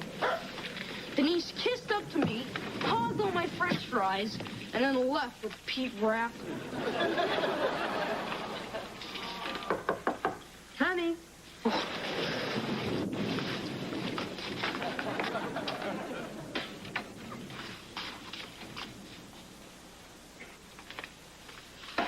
Wes? Champ? Dad. What time is it? Better get up. We have to go to the hospital. Mr. Belvedere's been in a car accident.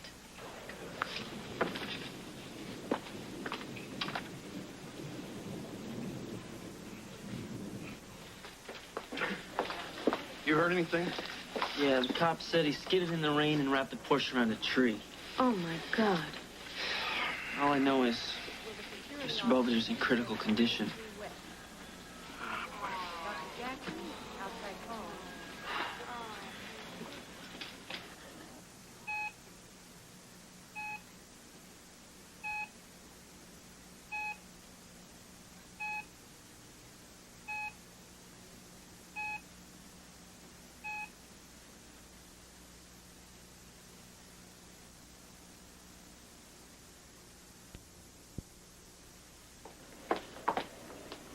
Are you the Owens family? How is he okay? I know this is hard for all of you, but Mr. Belvedere has suffered a closed injury to the head. Oh, no, a closed injury. My God, a closed injury. What's a closed injury?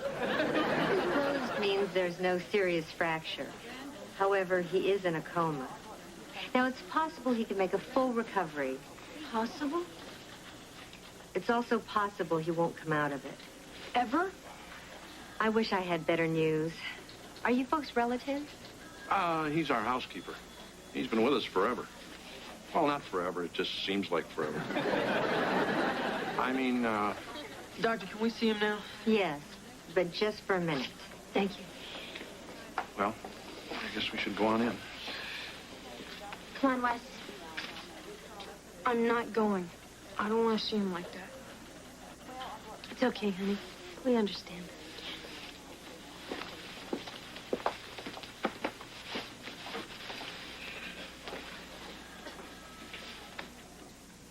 Morning. So, did you two get any sleep? Us neither. I just kept thinking of Mr. Belvedere lying there in that hospital. Well, I don't get it. Where the hell was he going anyway? I don't know. How about you, honey? Did he tell you where he was going? No. He, never said anything about that. It's funny. I almost expect a big guy to walk in and ask us what we want for breakfast. Good morning. Now, what would everybody like for breakfast? I guess I'll whip up something. That's a frightening notion. What's the matter with everyone?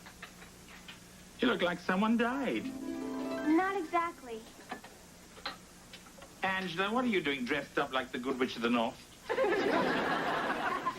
My name isn't Angela. It's Angel. Of course, you're Angel and I'm Mr. Birdbath. No. You're not Mr. Birdbath. Your name is Lynn. Dear, dear Lynn. Heather, I'm afraid the squirrel's out of the cage again. I'm afraid they can't hear you or see you.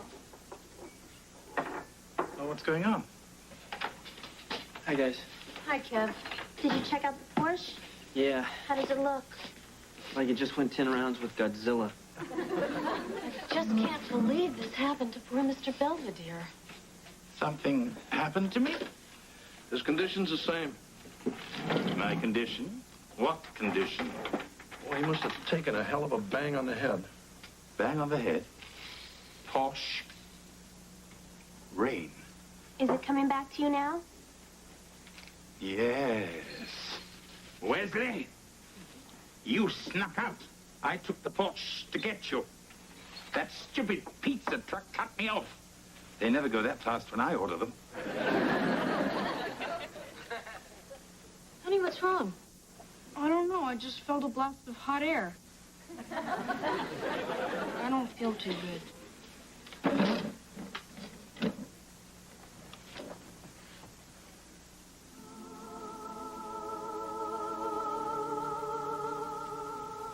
Where am I? Can't you guess? If I'm with you, it's probably hell. Actually, it's kind of a waiting room Waiting for what? to see if you come out of your coma. I'm not in a coma. I feel fine. I'm afraid you're quite ill. See? Oh, my. Oh, I do look pale. And they say the camera adds 10 pounds. See, Cigars, cigarettes, ding-dongs. Cigars, cigarettes, ding-dong. Ding dong. Thank you. I could learn to like this place. I knew you'd come around. Wait a minute, what am I saying? I don't want to die, especially not in Beaver Falls. I've been through the Blitz, frostbite, even cannibals. But I'll be damned if I'll be done in because Wesley disobeyed my orders. Sorry about the damned part. Well, if you can prove your presence on Earth is essential to another life, you might get off on a technicality. Of course I'm essential. You never saw the Owens before I got there. And I can't imagine what they'd be like if I were gone. Maybe I can.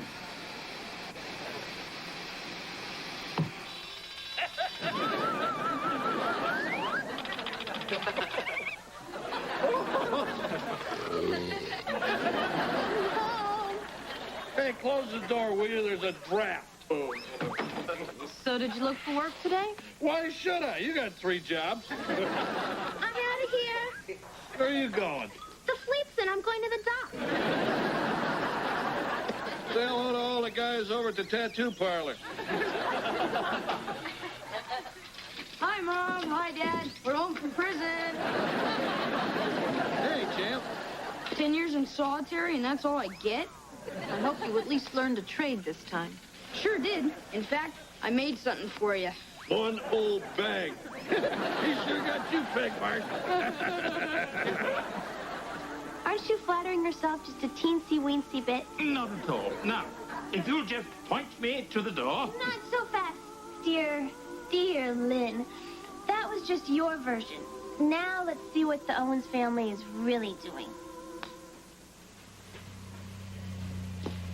Now, that must be your mom. Yeah, and she's driving a beat-up old bug. Hey, what's with the car, Marsh? Like it? Well, what about the Porsche? Oh, I sold it. Huh? Why? Because it represented everything that was wrong with my life. Everything that was stupid and pointless.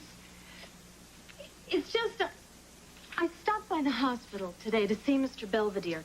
And I started talking to this poor family in the waiting room. They were having a problem with their medical insurance. They were desperate. They couldn't afford a lawyer.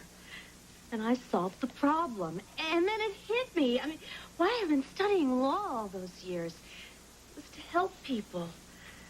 So I quit my dumb singing waitress job and got myself hired at Legal Aid. That's great, Mark. Congratulations. So what are they paying you? Oh, a little less than my tips at the diner. Well, that's great. My wife becomes a lawyer, and I end up losing money on the deal.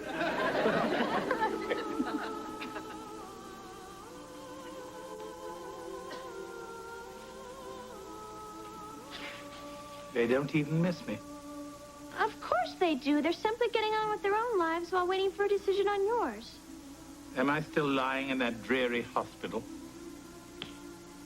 There you are. Snuggy as a buggy in a ruggy. Oh, look. There's the get well card. Get well, we can't make it without you. There, you see. My presence is essential. It's signed Donut World. Oh, piddly poop.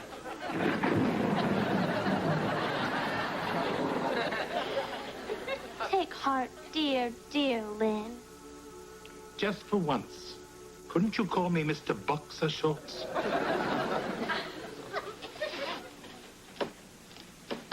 Hey, Westman.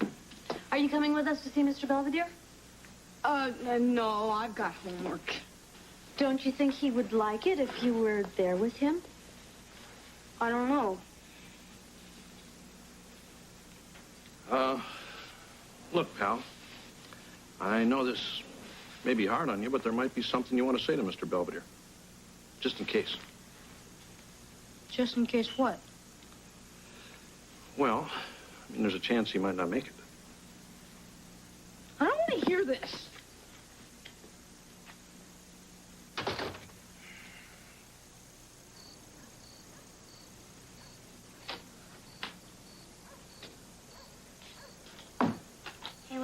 You okay? Just leave me alone, will you? Wes, what's with you anyway? Why won't you ever go to the hospital? I just don't want to, so get off my case. No, you've been acting really weird ever since all this stuff happened. So? So I know you. There's something going on.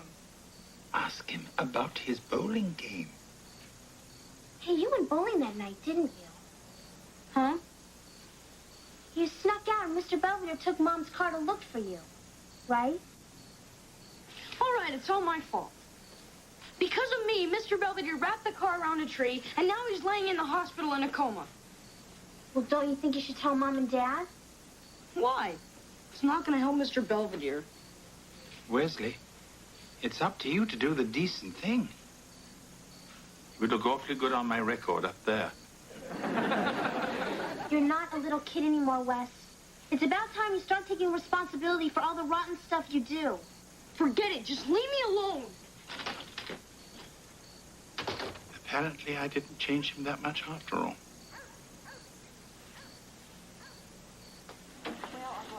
Anything new? We're still waiting to see the doctor. What's that, Dad? Ah, a box of ding-dongs just in case the big guy wakes up. Hey, Doc, what's going on? Has there been a change in his condition? Yes, and I'm afraid it's not good. His blood pressure has dropped. This is just a non-scientific observation, but he doesn't seem to be fighting this thing as hard as he was. It's like he doesn't care anymore. Oh, honey, I'm so glad you came. Don't be too sure. What do you mean, pal? I know where Mr. Belvedere was going when he had his accident. Where? To the bowling alley. To get me. I snuck out. You what? I'm sorry, everybody, and I know you all hate me, but I have to see Mr. Belvedere alone before you do whatever you're going to do to me.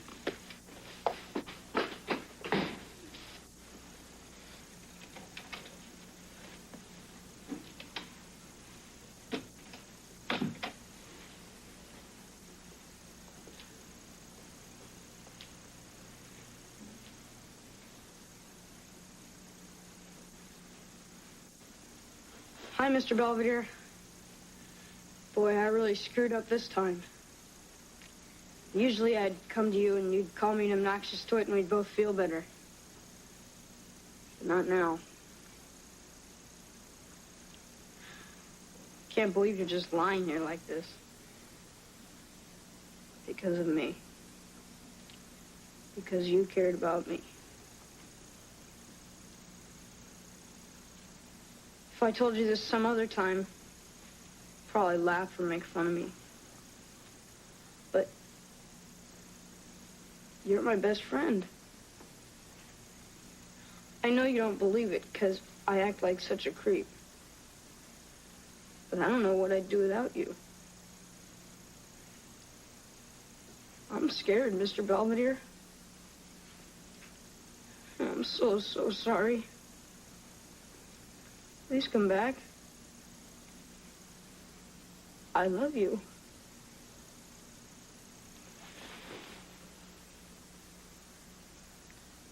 Wesley, you're standing on my tube.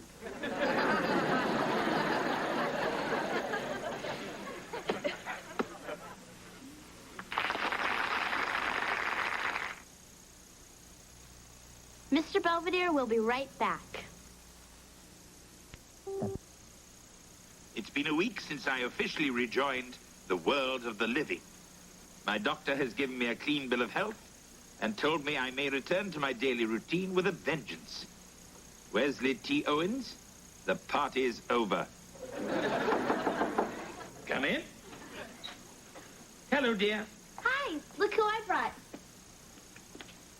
How are you feeling, Mr. Brontosaurus? Heavenly.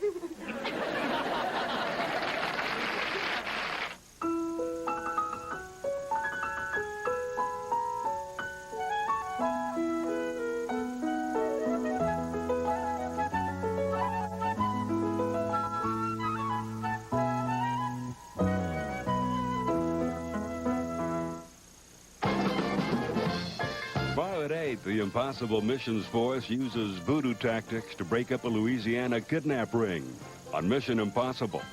Then a government sting operation falls apart on a man called Hawk.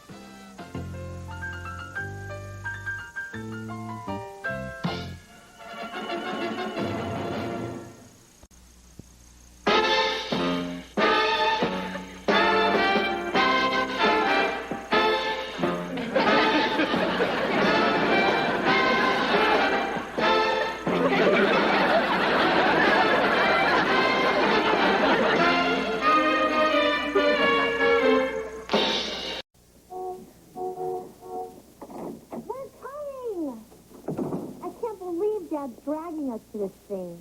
Your father and I feel we should be spending more quality time as families. Where are you going? Roller derby.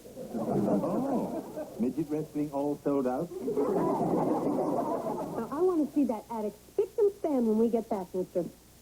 Couldn't I be grounded some other time? I want to see the roller derby, too. Well, you should have thought of that before you dressed the Huffnagel's Chihuahua in Heather's underwear.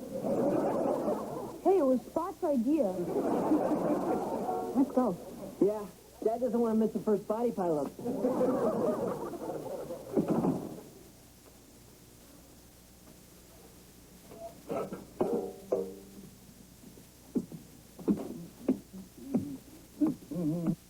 Hello, Wesley. I'm not hungry. All the better. Don't leave Mr. Belvedere. It's spooky up here in the attic. Then stay away from the mirror. Oh, don't worry, your parents will be home soon. Couldn't you help me out with some of this stuff? Not the chance. I'm off to see the barber of Seville. La la la la la la la la la la. La la la la la la la la. Hi. Figaro here. Figaro, Figaro, Figaro, Figaro, Figaro, Figaro.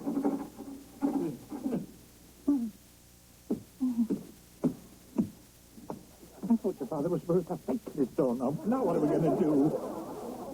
Want another cookie?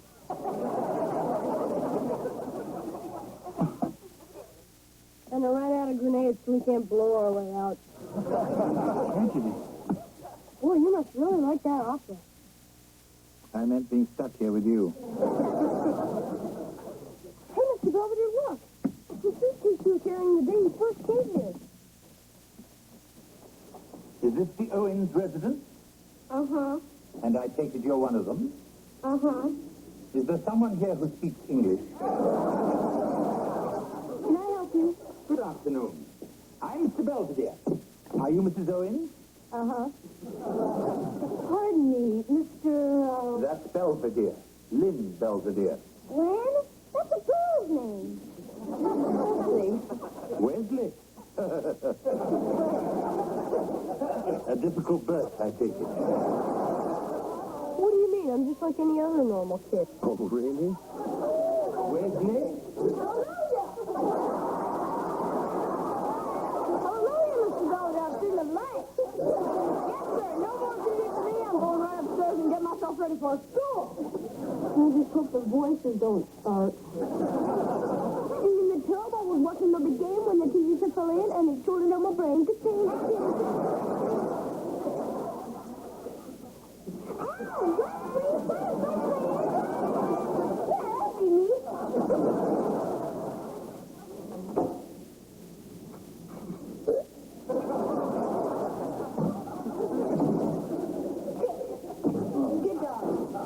What exactly is it, Wes? It looks a little grisly. It's my history of punishment in colonial America. I kind of wondered why that lady was on fire. Hey, what's going on with you two? Nothing. I just picked up a pile of leaves and asked if Heather wanted to jump in them. He raked it over a mud hole on purpose. I didn't do it on purpose. It was just a happy coincidence. Where is he?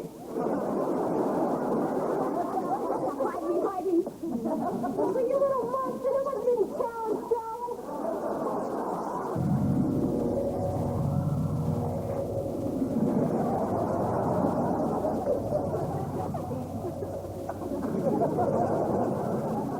I think that went rather well.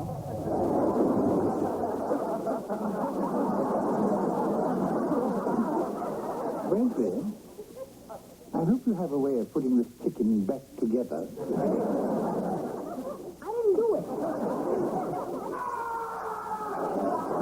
I didn't do it.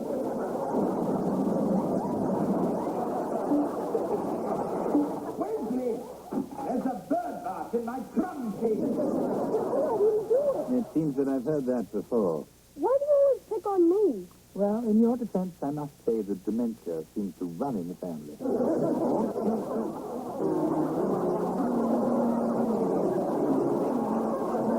Guess what? I got the job. Morning. Morning, So thanks, I'm going to be late for school. Oh, listen, what do you think of the hearing? Too much? I'm coming. It happens every time. We get to the mall, I turn my back for 1 second, and they disappear.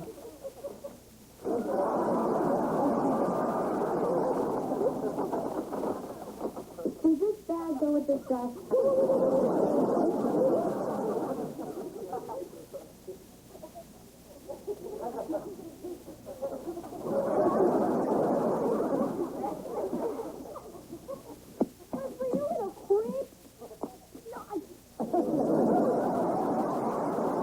Hey, swing your lady just like Cupid. Swing her again. Don't you look stupid. You shouldn't have to tell me to tell you this, but I found out today that I'm pregnant. What?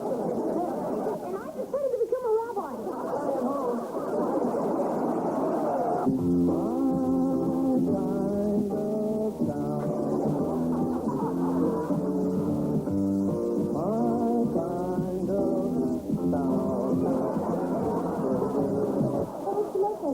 Chocolate chip cookies. Would you like one?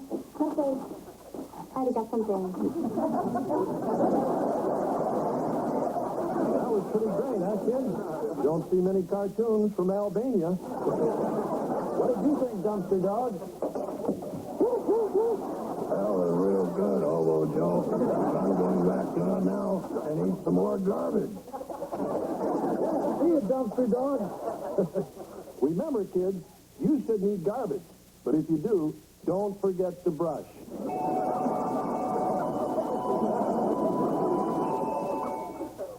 I think you left someone out. I beg your pardon? You can be as weird as the rest of us. Not likely. Oh, no? You said so yourself. From time to time, we buckle under the pressure of our ingrained formality and go a little bonkers.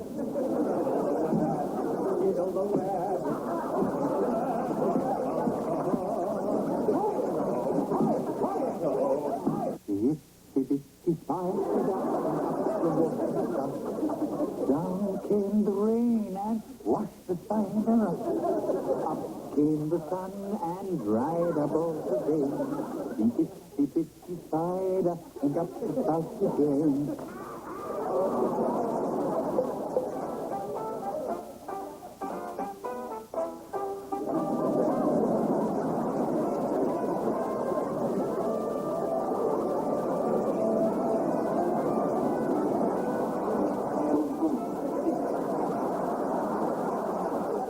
Officer? I found him over on Maple piling up a bunch of garbage cans.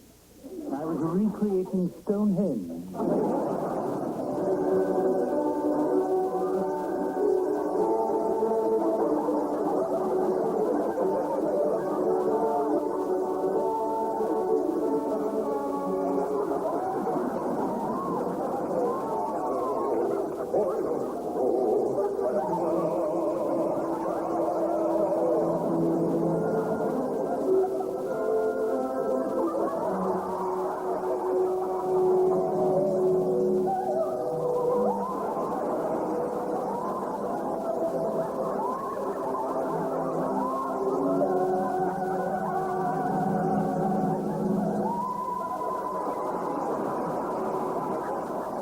Well, I suppose after 5 years, the Owens address is bound to rub off.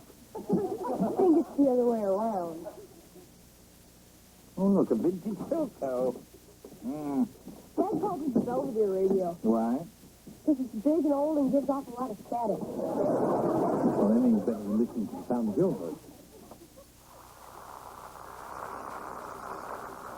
The drama continues at the downtown sports center, where a deranged roller derby fan is holding the entire arena hostage.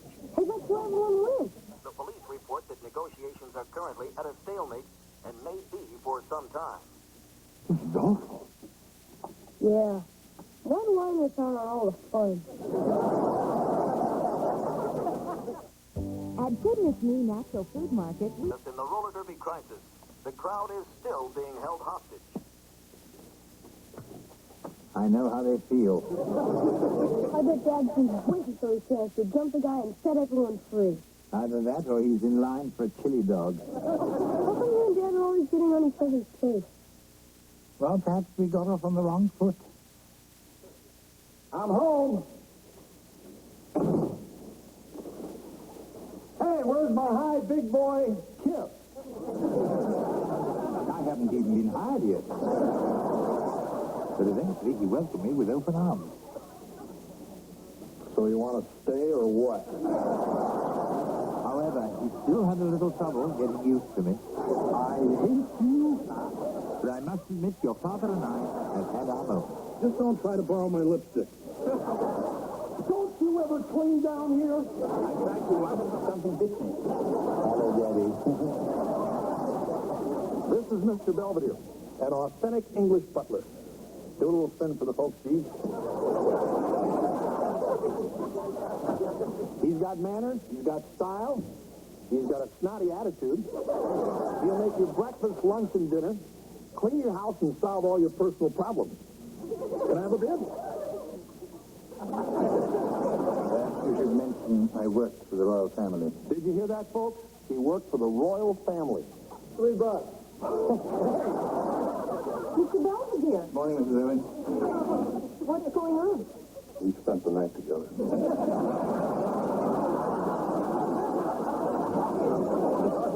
A sort of experiment in terror.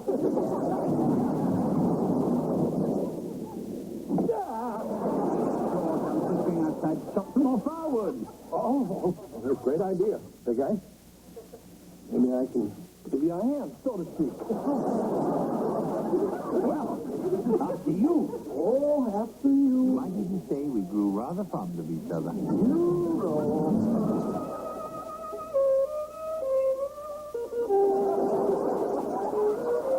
Hey, Belvedere.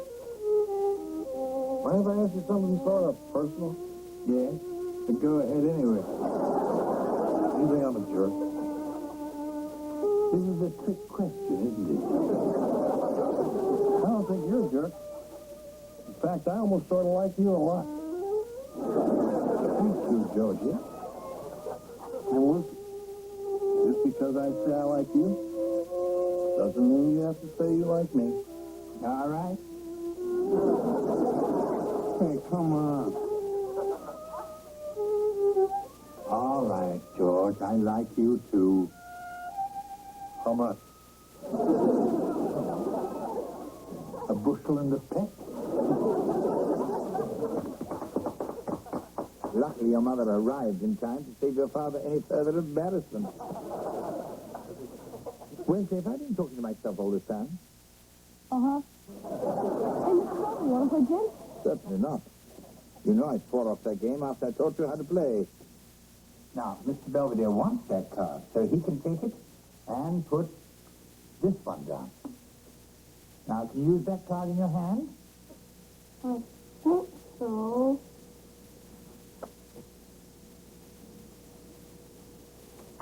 Gin. Gin. Gin. I don't know where the little prince got his ungodly facility for card playing, but it's driving me crazy. Look, don't feel bad. He used to clean me every time at Crazy 8. The only way I'd ever win was to cheat. Well, that just shows the difference between you and me. Gin. Really? Boy, that's 6 hands in a row. Yeah, but who's counting? I cheated. Oh, I knew that. What? The only way anyone ever beats me at cards is by cheating. I knew you were cheating the first time you won. And you let me do it anyway? And let me agonize over it?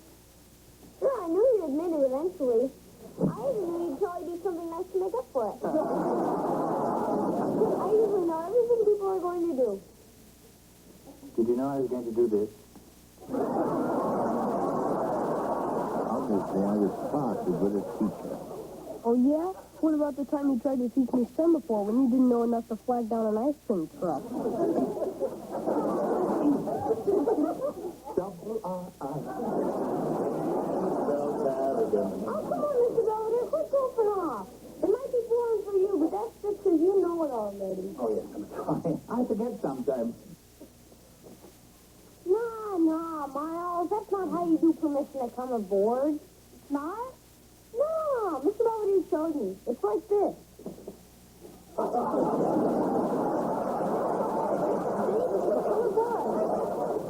You mean Wesley's out there learning a bunch of junk and it doesn't even mean anything? Yes. And when he goes for his badge, he's probably going to be humiliated in front of all of his friends? I'm afraid so. I love it. The teacher said it wasn't semaphore we were doing, it was more like the hula. I apologize for that. I even went out and bought you an ice cream cone. Which you ate right in front of me. It was good. You were torturing me. What's the right for? In case you give me any trouble.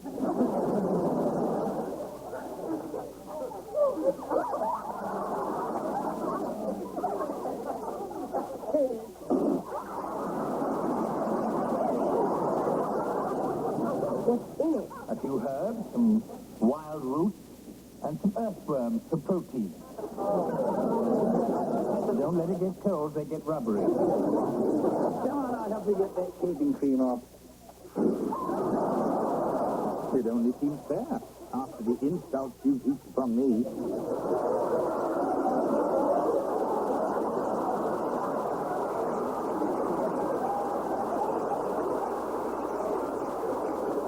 Maybe I'd like one.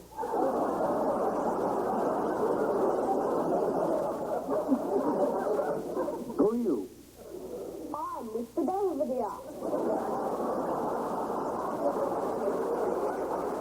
Oh, good, then I can leave. Why, Wesley, what a surprise.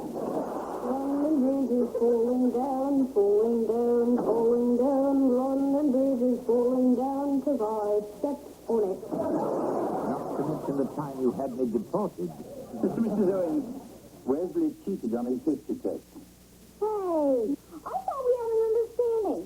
I tell you about the bad stuff I do and you keep it to yourself. Wesley, I am your housekeeper, not your priest. With the cranky old geezer will do anything to stop a kid from getting a dog. Wesley? Don't you test me, you mangy little mongrel. Department of Immigration? I got a big one for you. I'm such a pain in the butt. Why do you put up with me at all? It's obvious. Because...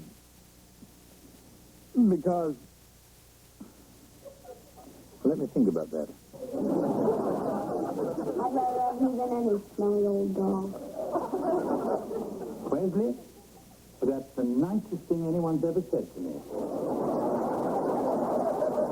Now get back to bed, you snuffy little twerp.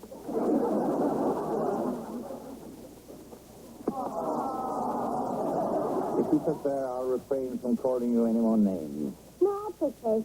It's kind of fun when two people really like each other. Right. Well, let's get back to sleep. Okay. Good night, you big blimp. Sleep well, you sneaky little reptile. I told you this some other time. Probably laugh and make fun of me. But you're my best friend. I know you don't believe it because I act like such a creep. But I don't know what I'd do without you. I'm scared, Mr. Belvedere. I'm so sorry. Please come back. I love you.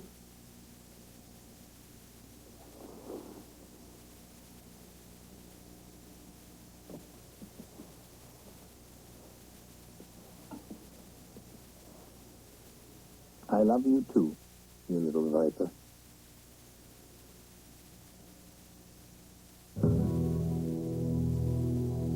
Ready to siesta?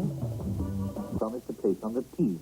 The Owens family returned home safely around 3 a.m. and finally released us. They would have arrived earlier, but George wanted to stop at the IHOP for blueberry pancakes. As for my ordeal in the attic with Wesley, it amazes me that I've been here long enough to have so many memories. Some of them even pleasant.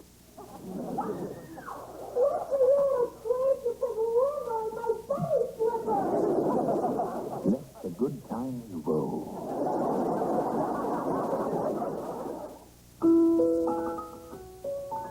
Tomorrow at 6. Mr. Belvedere. Uh-huh. We're trying to come up with a birthday gift for Dad. Can you think of anything that would make him really happy? Yes, but I like it here. We've been through all these hardware catalogs, and we can't find anything that George hasn't already bought or busted or couldn't put together anyway. Oh, wait, here's something. An electronic laser beam for zapping pests. Oh, good. We could test it out on Wesley. Okay, guys, got a great idea. See this plunger? It's Dad's favorite, so I thought maybe we could have it lacquered and emboss Dad's name on the wood. You're a sentimental lad, aren't you? That's right. Look, birthdays are about people, not things. Why don't you research your father, study his past, find out what's really meaningful to him? Sounds like a lot of work. Well, he's worth it, isn't he?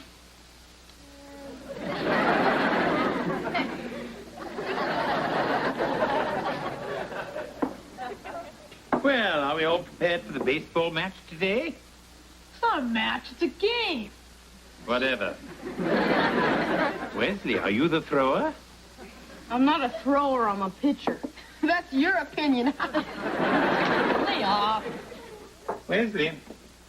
Oh, you're disagreeable little teammates, and why do I have to put up with them? This is Bobby. He's our best hitter. And Cal here leads the team in stolen bases. Stolen bases. I think that'd be more your specialty. Okay, troops, let's hit it.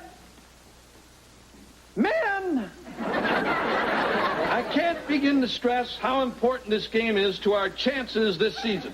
Dad, we're 1-9. Well, but if you sweep the rest of your games, you could still finish 16th. Oh, wow. Someone called the sporting news quick. Oh, so your backs are against the wall. Did Custer quit at Little Bighorn? No, he died. That's the spirit. That's the drive. You're winners. Come on. His old baseball cleats. He walks much better since he stopped tying them together. Yeah, I bet these will bring back a lot of old memories. They'll also bring the health department. Get them out of here. I don't believe it. How could you give up 21 runs? Did you win? I guess not. Dad, it's not whether you win or lose, it's how you play the game. Who told you that baloney? I did. That's why you guys lost India. Come on, where's your competitive fire? Dad, my fastball is slow, my curveball is straight, and when I try to throw a slider, I fall down. It's nothing a little practice won't fix. But, Dad... Move! So, did you find anything interesting? A picture of Dad on the audio-visual squad in high school.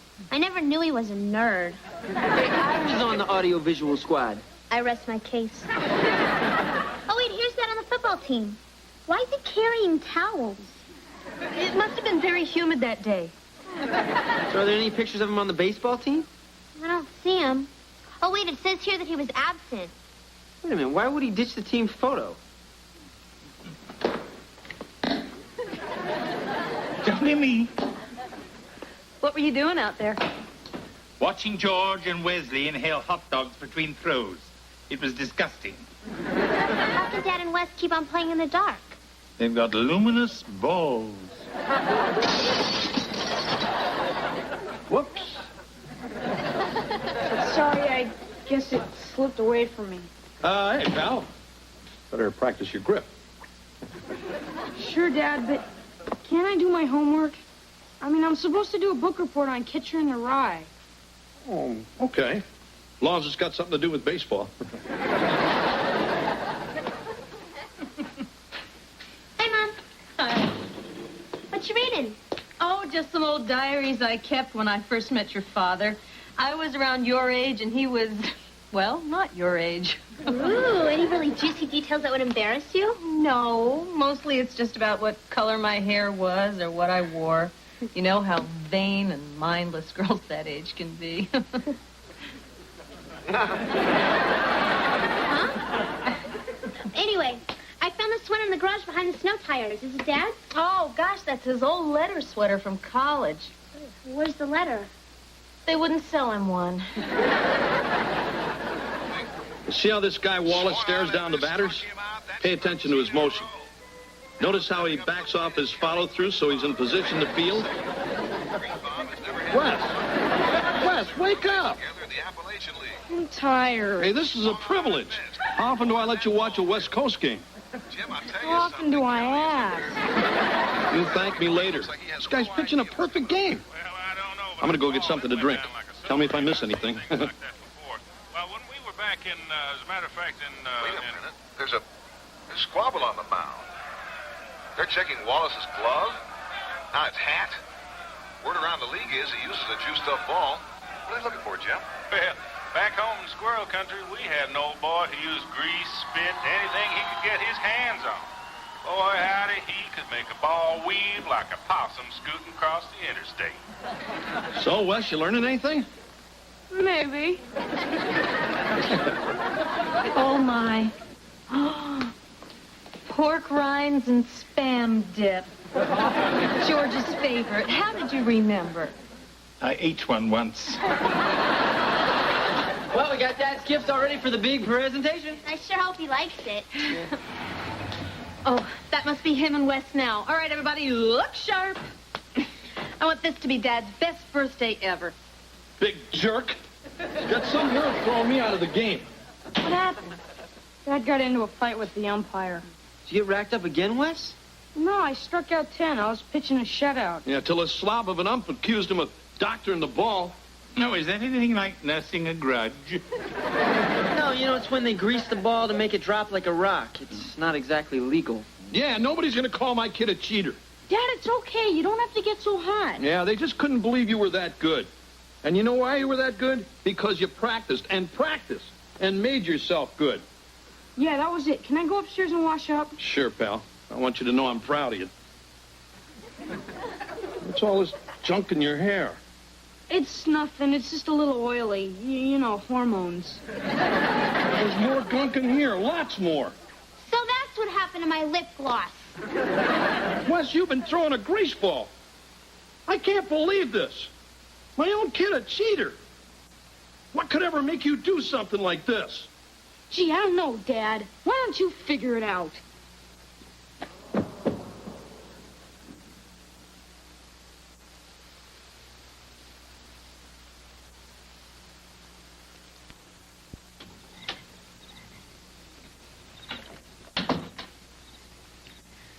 Dad? Yeah, Wes. I'm sorry I yelled at you. You're my dad, and you've done a lot for me, and I really appreciate it. Gee, Wes, that's really big of you to say. Well, it is your birthday. And besides, Mom made me. Hey, Wes, I know I pushed you hard. Those 3 a.m. wind sprints were a little over the top. But I never wanted you to win so bad that you'd break the rules. I just wanted to see you do your best. Sorry if I got carried away. It's okay, Dad. Come on. We better go inside before the Spam dip goes south. Okay, let's get this show on the road. All right. Hey, what's going on? Oh, you'll see, you'll see. This is your life, George Owens. Huh? Yeah, we dug into your past, Dad, to create this special mural celebrating you. And look, here's your 6th grade report card where you made all B's. Hey, wait a minute. Those are D's with lines drawn through them. And here's some stuff from junior high. That's the 8th bandage you were wearing in your class photo. I bet you got hurt in some big game and they carried you off the field like a hero. Yeah. Broke my knee square dancing. Dad, here's the best part. The headline from your high school paper. Owens wins title for Porter High. Bravo, George. Yeah. I went to Cleveland High. I struck out with the winning runs on base, and Porter won the title. Well, I'm sure you tried. Yeah, Dad. I bet lots of people strike out with the winning runs on base and the championship on the line. We still love you. Yeah, thanks, kid.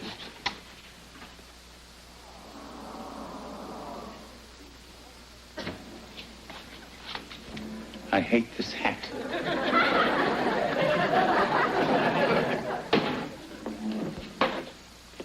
I'm sorry, George. I didn't realize the trip down memory lane could be so bumpy. It's just, well, all that stuff out there reminds me of when I was a kid and everything seemed possible. Oh, George. I mean, it's like baseball. When I was young, I dreamed of playing with the greats. Mickey Mantle, Willie Mays, Henry Aaron, Ernie Banks. The Professor and Mary Ann. I don't know. I thought that was Wes's dream, too. Oh, Wesley is of a different breed. His dreams are more of world conquest. Yeah, right. All I'm trying to say is that everyone has their own dreams. As a child, I dreamed about climbing Mount Everest and meeting the Queen. But you did all that. Well, that's me. Yeah, right. So what's the point of having dreams if all they do is not come true? You may as well not dream at all. I see. Hey, where are you going? To return your gift. I have something else in mind.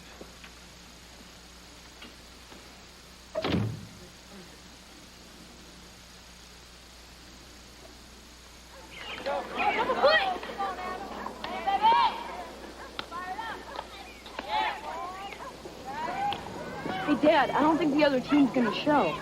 Does that mean we win? Well, let's give them another 5 minutes. Wonder what happened to those kids anyway. Apparently somebody told them that the game had been moved to Venezuela. What? Anyway, I took the liberty of arranging a pickup game. Oh, lads, your presence is required.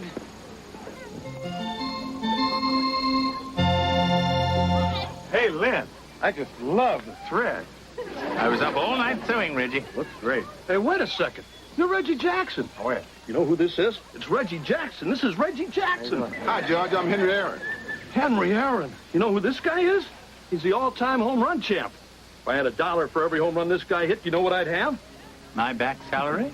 Hi, George. Willie Mays, say hey. Ernie Banks, Mr. Cub. Welcome to the friendly confines. So wherever the heck we are. This is incredible. Some of the greatest hitters of all of baseball. George. Harmon Killebrew. Hey, Johnny Bench. And Robert Goulet. Hey, George. What are you doing here? I own the field. I don't believe it! It's Robert Goulet! All right, give me a pen. Give me a pen. Okay, there's your pen. You want my autograph? Sure. Who are you? Harmon Killebrew, the twins? Hey, my name's on your bat, you little twerp. Enough dawdling. It's time for the game. Happy birthday, George. Pleasant dreams. Oh, wow. Hey, we only got 8 guys. Hi, Lynn. Hi. Sorry I'm late. Mickey Mantle. I got lost. Yogi gave me the directions. Oh, well, now that everybody is accounted for, let's make ball. Play ball. What happened? Mom, it's unbelievable. Mr. Belvedere gathered the greatest ball players of all time just so Dad could meet him and live out his fondest childhood fantasy. That's nice. Okay, here's the rundown. Killebrew on first, Mantle on second. I'm gonna pitch. George, right field. Well, how come you get to pitch? It's my ball. They always put the klutz in right field. I heard that. Here, George. Guys. You can catch. The tools of ignorance. Don't say a word.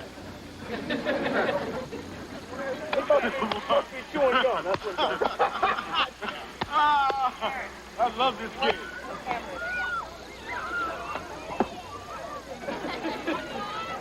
Batsman post!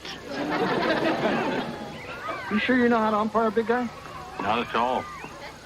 But I do look spiffy in this outfit. Hey, come on, guys. Let's hear a little chatter. Come on. Go,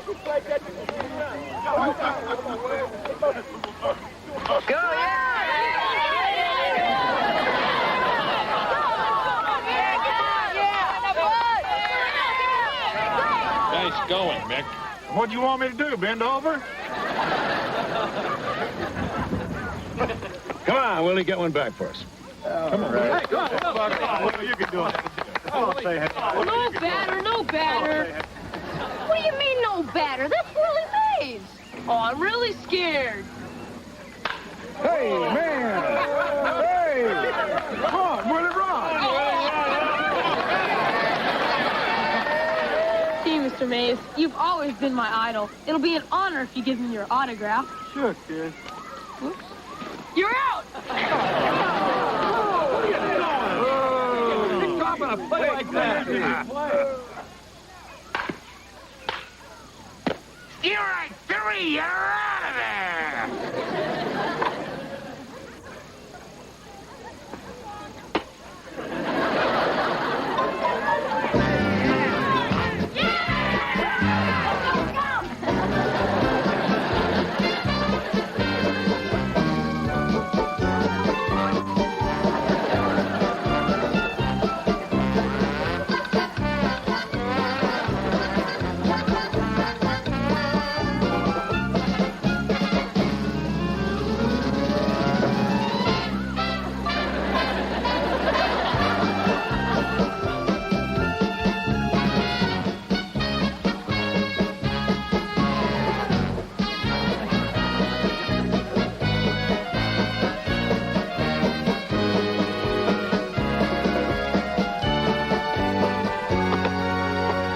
I guess you guys are pretty proud of yourselves, huh?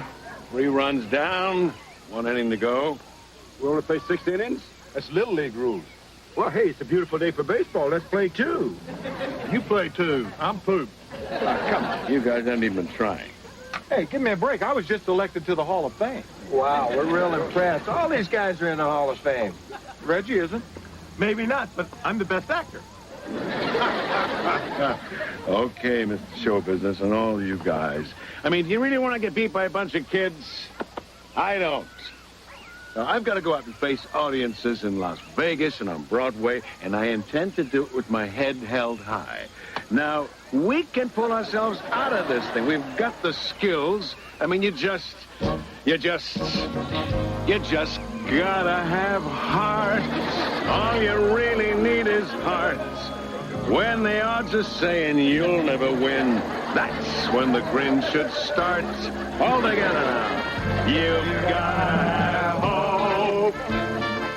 Mustn't sit around and hope. Nothing's really bad as it may appear. So wait till next year and hope. All right, let's go out there and get out. Let's go.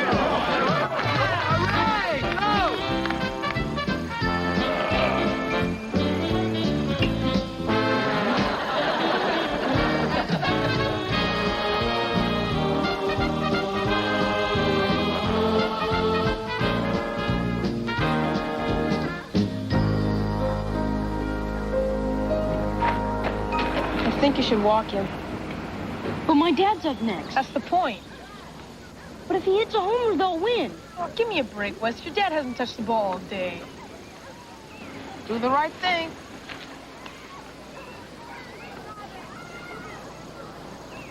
Oh, no. What's happening? Ball 3. Wes is walking Robert Goulet to get to Dad. That's humiliating, isn't it? All right, George, we're going to go to you now, pal. Come on, buddy. Ball 4.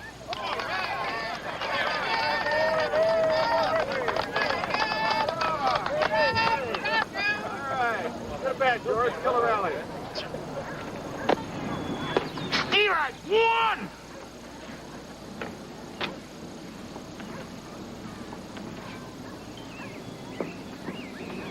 Strike 2. Time out. Mr. Belvedere. What are you waiting for, Wesley? I don't know what to do. You've done pretty well so far. Yeah, but what has Dad done? Pitifully. That's just it. This is supposed to be his dream come true. I'm making it his nightmare.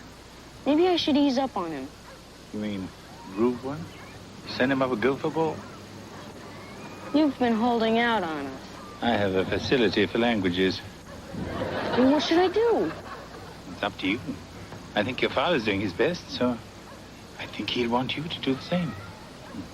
Oh, and whatever you do, don't beam him.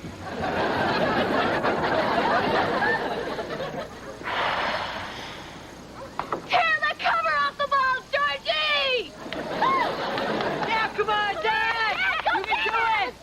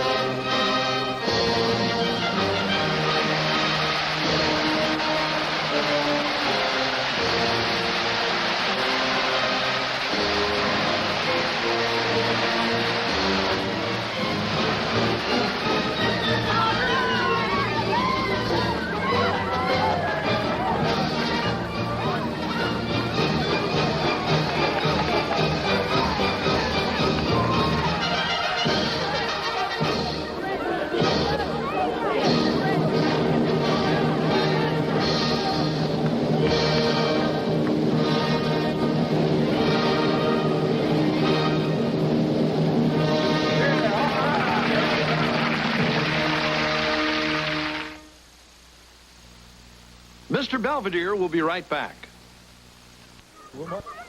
Oh, somewhere in this favored land, the clouds obscure the night. And somewhere there is misery. And somewhere there is blight. And somewhere children argue. And somewhere parents shout. But there is joy in Beaver Falls, 'cause George just hit one out. Hey, Lynn, we're headed to this rib joint. Want to come? Oh, thanks, Annie, but the Owens are waiting for me. It's all you can eat. Let him wait.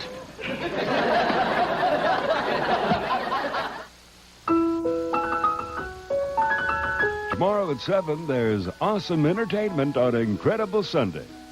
Now, stay tuned for a special preview of Homeroom.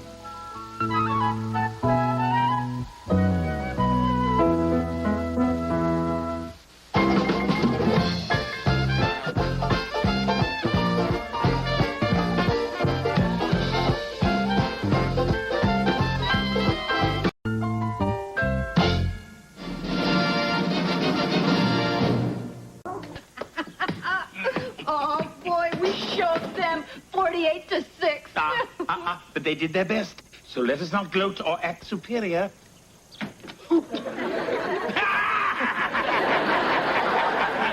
Well, where'd you learn to slam dunk like that? Well, the stilts taught me the slam part. And he learned to dunk at Donut World. Hi, everybody. Hi, honey. So you ready to go? Yep, let's go. Where are you guys off to? Garage sales. I'm helping Kevin find some stuff for his apartment. Hey, Kev, there's a lot of junk up in the attic. Help yourself. Oh, thanks. You know, I might take that horse with a clock in his stomach. Oh, that was a wedding gift. Well, let me know if there's anything else you guys want to get rid of. How about Wesley? Hey, is that old Spot? What did we tell you about letting him run around without a leash? Well, he always comes back in time for Lassie. Oh, no. He's chasing Grandma Huffnagel. That old broad can really hustle with that walker. Oh, she's going to try and hurdle the hedge. Oh. What a jump! Pity she swallowed her cigar. What's the matter?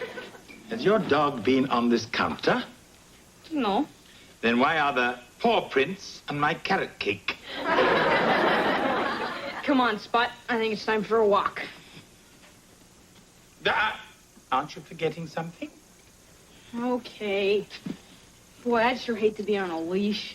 Yes, but the rest of us would feel far safer. Hey, Ken. Oh, Hey, Miss Belvedere. Hi, Ken. Oh, it looks like you found a garage sale. Yep, sure did. And I found some really great stuff for my apartment. What do you think? Oh, yes. Yes, indeed. What is it? Beats me, but it only costs $25. Oh, then you got some change coming. Boy, this thing is heavy. What you got there? It's a chair. Heather bought it. Well, at least she bought something that has a name. Come on, I have to take it upstairs. Oh, just a minute. If I'm not mistaken, this looks like a Chippendale chair. Why, yes, I'd say 18th century. Wow, Yeah. just think how many tushies have sat in it. I don't think you quite grasp my point. This is a genuine antique. Really? Oh, yes. Properly restored, it might be worth a great deal of money. Really? Yes. I'd say several $1,000s. Really? Stop that. And I only paid $5 for it, and you thought it was a piece of junk. I'm rich. I'm going to buy a car and a condo and an Apple lady. Hey, wait a minute. I loaned you that $5. Means the chair's mine. Well, it was my idea to go to the garage sale in the first place. Oh, and now, children, why don't you restore it together and share the profits? What? I don't know. Or each take half.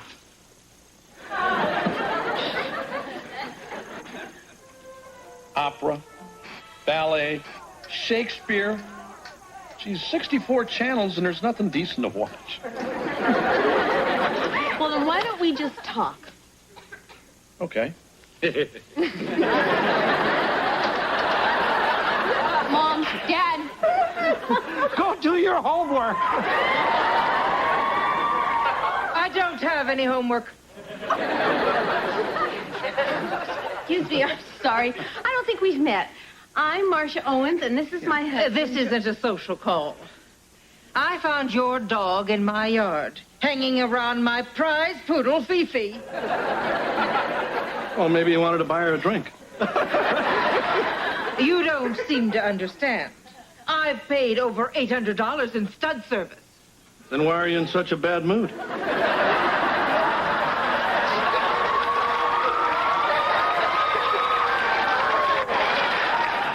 I'm warning you. I don't ever want to see that unmannered, ill-bred little runt of yours in my yard again. And that goes for you, too, Spot.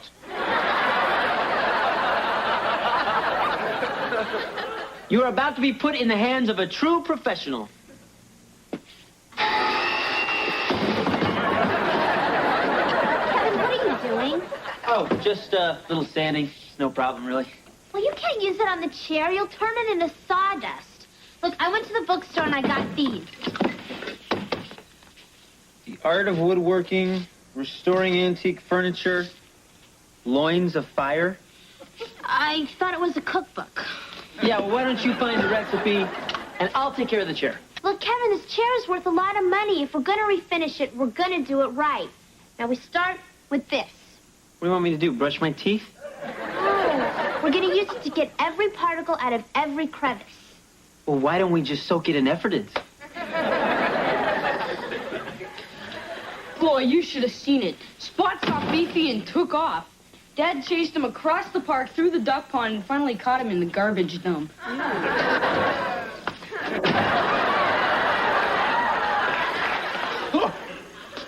My George, you look dog-tired. I'm sorry, Dad. Spot's not in control. He's in love with Fifi. Oh, Wesley, don't be silly. Dogs don't fall in love. They beget. Beget? Mm-hmm. What is it with you British? You're so uptight and proper. Why don't you just come out and say what you mean? Very well. You're an idiot.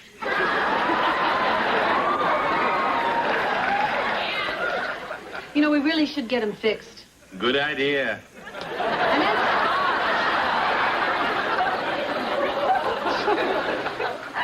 What do you mean, get him fixed?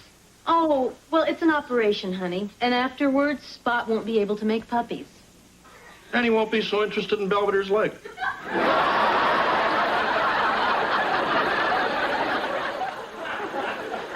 Okay, I guess this is for your own good. Come on, boy. Well, I can still call you that. This had better be good. I was in the middle of a meatball hoagie. Oh, trust me, you'll love this. Well, here it is. Why, it's magnificent. Well, it should be. We worked on it for 3 months. Now let's sell the sucker. Oh, do we really have to? What do you mean? Well, it's just I've grown so attached to her. The arch of her back, the curve of her legs, the roundness of her seat. You've been reading Loins of Fire. Look, I don't want to sell Penelope. You named the chair Penelope? Hey, Belvedere! Hurry up with my pants! Here they are, freshly ironed. Would you like to get that? Just a moment. Okay. Why, Mrs. Dodd, do come in. Sorry to keep you waiting. I didn't have my pants on. Must run in the family. These squirming, ugly little trolls belong to you. What? I warned you this would happen if you didn't keep that mutt of yours out of my yard. Our Spot and your Fifi? No, I'm afraid that's impossible. What do you want, a videotape? There's that four-legged Casanova. Mrs. Dodd, Spot was neutered right before Fifi went into heat. Yeah. Wes here took him to the vet, right, champ? Yeah, I took Spot to the vet. You see, if my son said he took the dog, then he took him. Mom. I mean, Wesley may be many things. Mom. But I will not have you marching in here only to suggest that my son is deceitful, duplicitous, or dishonest. It's simply not in his nature. Mom, Spot never got fixed. What? I took him to the vet's office, but I didn't leave him there. He never had the operation. Now, that's the Wesley I know.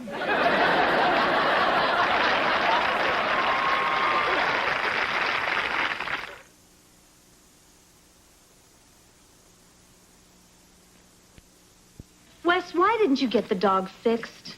Dad always said if it ain't broke, don't fix it. Look, I took him to the vet's office, and the lady behind the counter was about to take him, and then Spot gave me this look. What look? This look. Wesley, the dog was just nervous. And I don't blame him. Hi, guys. Hey, Kevin. Hey, who's puppies? Spots. He made whoopee with Fifi. Way to go, macho pup. I mean, bad Spot. Bad.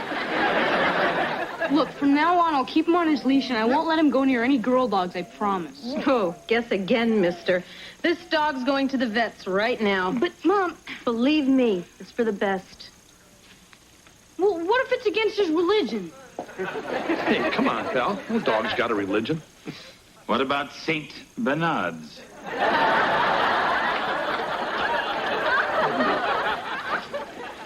You know, you're going to have to find homes for these. Yeah, I know. I mean, it's going to be your responsibility to watch them, to feed them, and to scoop the poop. Do you understand? Don't worry, Mr. Belvedere. I'll take care of everything, I promise. Come on, Wes. I'll take you to school. Okay. See ya.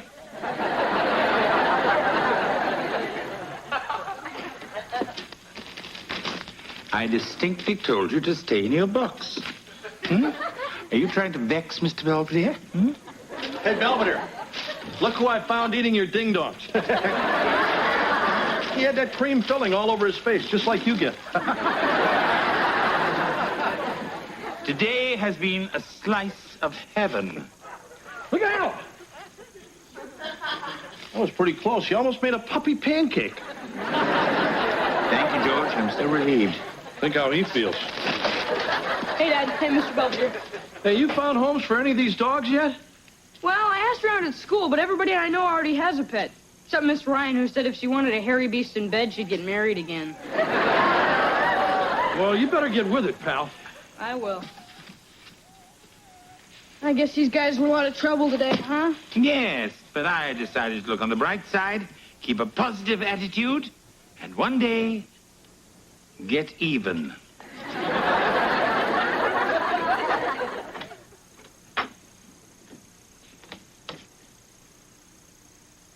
How nice. No puppies, no people.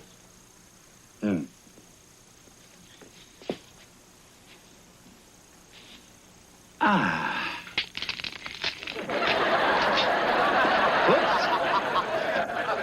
Oh, hi, Miss Belvedere. Hello. What are you doing out here? I was just admiring your handiwork. Yeah, well, we've been talking to antique dealers, and they say our chair could be worth $4,000 or $5,000. Oh, what do they know? Well, Nuts convinced me to sell the chair. We're going to use the money to buy more antiques. Yeah, maybe go into our own business. Yeah, isn't that a great idea? No, I mean, I wouldn't rush into anything. You know, it's funny, I've never even sat in it. Oh, and you shouldn't. I mean, it's extremely delicate. Are you kidding? This baby's so well built it could take a bull elephant. I wouldn't be too sure of that. Go ahead, try it out.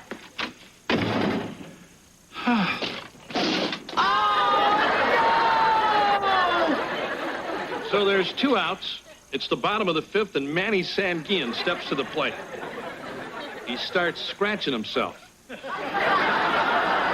That's something ball players and you guys have in common. Anyway, so as he gets up to the plate, he steps Look in at that. The vet said he's going to be fine. Now, remember, boy, you're supposed to take it easy for a couple of days. Oh, I'm sure glad that's over. I don't think it's over. What about these guys?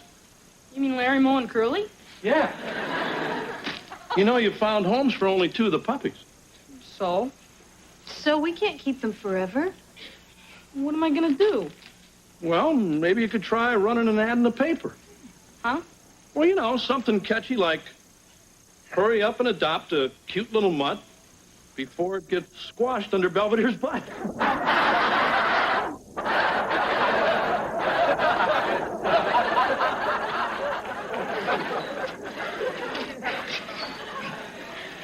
I think I can top that. Excuse me. Hello. We've come about the ad for the puppies. Are you Wesley? Bite your tongue. Hi, Mr. Belvedere. Your ad has had quite a response. What did you say? Oh, nothing special? So when's the drawing for the cruise? What cruise? Well, it says, adopt a puppy, and you could be the lucky winner of a free cruise to the Bahamas aboard the SS Belvedere. Is that a big ship? I'm sorry, there is no cruise. It was just a ploy to get you here. But I've already bought my bikini. What about the free prizes? Yeah, the color TV, the satellite dish, my very own butler for a week. Wesley. Well, okay. So there's no cruise and no prizes. But look at these puppies. Wouldn't you like to have one? Oh, come on. They're real cute. And they'll make really great pets. I'm so sorry about your bikini.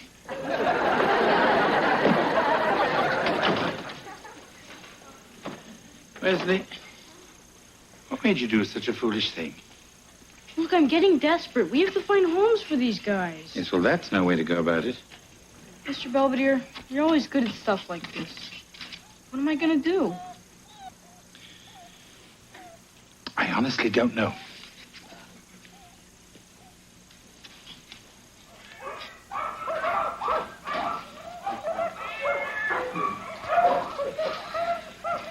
I guess this is the animal shelter. That's right. You find some strays? Not exactly. See, my dog Spot met this other dog named Fifi, and they sort of got together. And they weren't into family planning. Right. Anyway, this is Larry, Moe, and Curly. I think you mean Larry, Moe, and Shirley. Oh. Well, I only found homes for 2 of them, and I figured maybe you could help with the rest.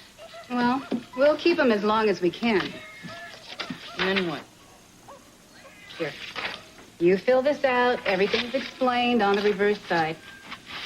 And I'll make sure they get in a front cage so everyone will see them. Thanks. Can you give us a minute? Sure.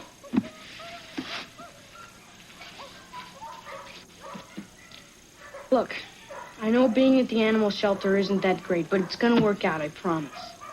Now, whenever someone comes to look for a pet, do your puppy thing, you know, jump around, chase your tails, trip over each other. Oh, and one of you should pretend to be asleep in the food bowl. That always gets them. All set? Yeah, I guess so. See you around.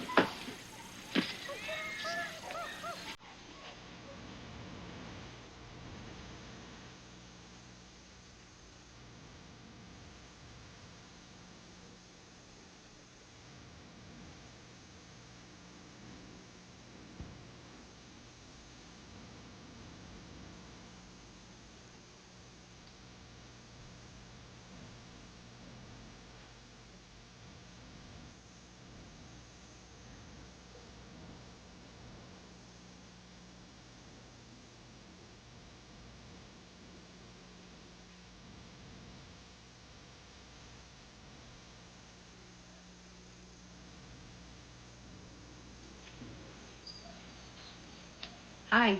How'd you like to adopt the... Oh, it's you. Yeah, afraid so. You know, I was thinking, and if we moved them, you know, down here, then maybe people would see them when they... We don't have any more time. What do you mean? I mean, I have other dogs that need this cage. Well, they're not real big. You know, they could share it. Now, look, you know I kept them as long as I could. Hey, what are you doing? Wesley, I think you should go home. What are you going to take them out of there Wesley, for? please. What are you going to do? Just drag them off somewhere and kill them? Oh, hello. Did I come at a bad time? Mr. Belvedere, what are you doing here? I found some clown who might adopt your puppies. Huh? Quickly, Lynn, quickly. I have a show in 30 minutes. This is Mr. Sigmund. You really are a clown. Right, kid. Mr. Sigmund uses dogs in his act, and he's looking for some puppies that he can train to take over for the older dogs. Are these the puppies that you were telling me about? That's right. You're real neat, Mr. Sigmund. Well, I don't know. They look kind of runty to me. Actually, they come from a very good bloodline, which is more than I can say for the people in the family. Oh, Spot. Here, boy. Spot! Wesley, why don't you have Spot show Mr. Sigmund some of his tricks? Spot, I know you just got out of the hospital, but Larry, Moe, and Shirley are counting on you. If Mr. Sigmund sees how smart and clever you are, he may adopt your kids. And let's face it, they're the only kids you're ever going to have. He doesn't know how lucky he is. Down. Okay, roll over. Good. Okay, sit up. Good. I'd say the dog has the boy rather well trained. Can I borrow this? Oh, I'm in this deep. What the heck? Okay, go jump. Go jump. Go jump. Go jump. Just like my wife. Does he play dead, too? Well, what do you think, Mr. Sigmund? Will you stop hacking me, huh? Okay, I'll take him. Thank you, Mr. Sigmund. Don't mention it. Just a few forms to fill out. Oh, I knew we'd find homes for him. Thanks, Mr. Belvedere. Yes. Well, I suppose they're luckier than most.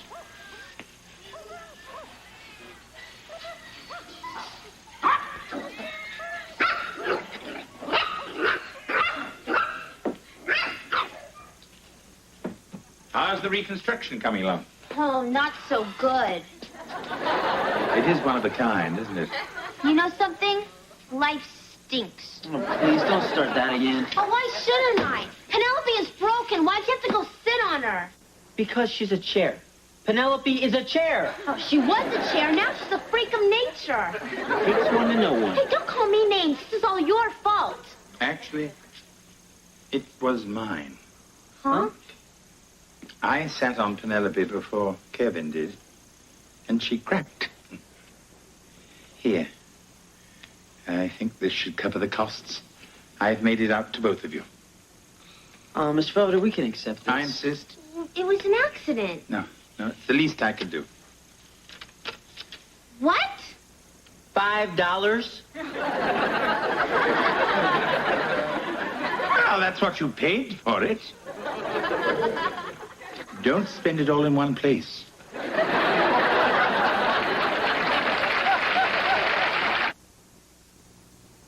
Mr. Belvedere will be right back. After coming face to face with the sad plight of unwanted pets, Wesley has begun to urge all of his friends to have their dogs and cats spayed or neutered. Spot is living proof that it makes for a happy and healthy pet. Wesley, get down here. Spot buried Grandma Hufnagel's teeth. It's nice to see he hasn't lost any of his old charm.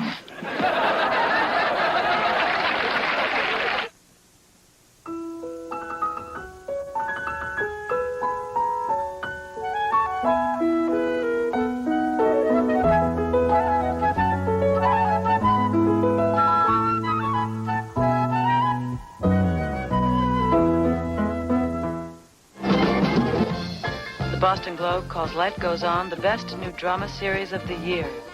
Don't miss it tomorrow. Tuesday, Tony turns teacher on Who's the Boss. Then Kevin panics when a gorgeous knockout and his first case of acne arrive at the same time. On the Wonder Years. Now stay tuned for Living Dolls.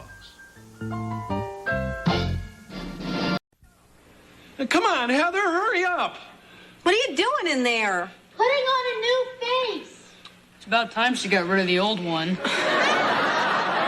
I've heard that. Listen, I've been thinking. With the start of the new decade, we should all do more about social problems, like poverty. Oh, that's a very nice thought, honey. What do you think we should do? How about raising my allowance? Getting a job, pal. You know, when I was your age... I know. You walked through 8 feet of snow to deliver papers for 2 cents a week, and you gave that to your poor old mother. Yeah, you laugh, but that's what made me what I am today. A guy waiting in line to use his own bathroom?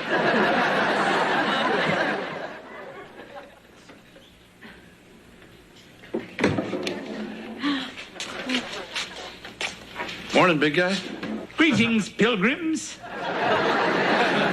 What's going on? This is Thanksgiving dinner. And I'm Miles Standish. Welcome, Pocahontas, to our feast. It isn't Thanksgiving, it's breakfast. What's the matter with you anyway? What's with the turkey? Oh, I'm sorry, George.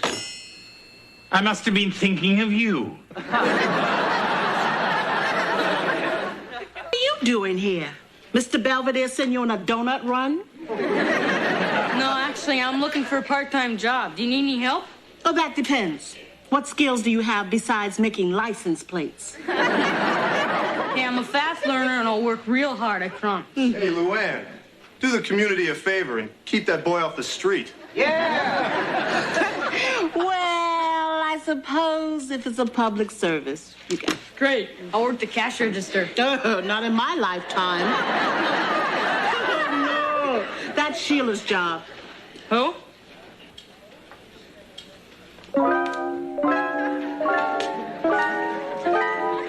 Hi. Hi.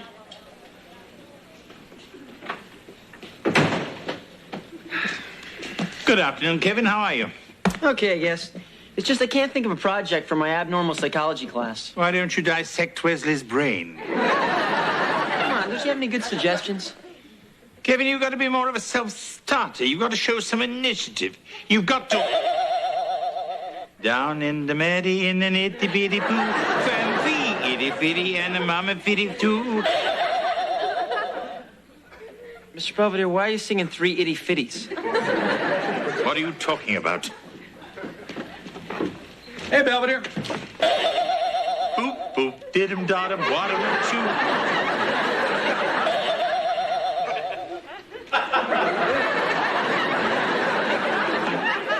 I must find my journal entry of exactly 7 years ago.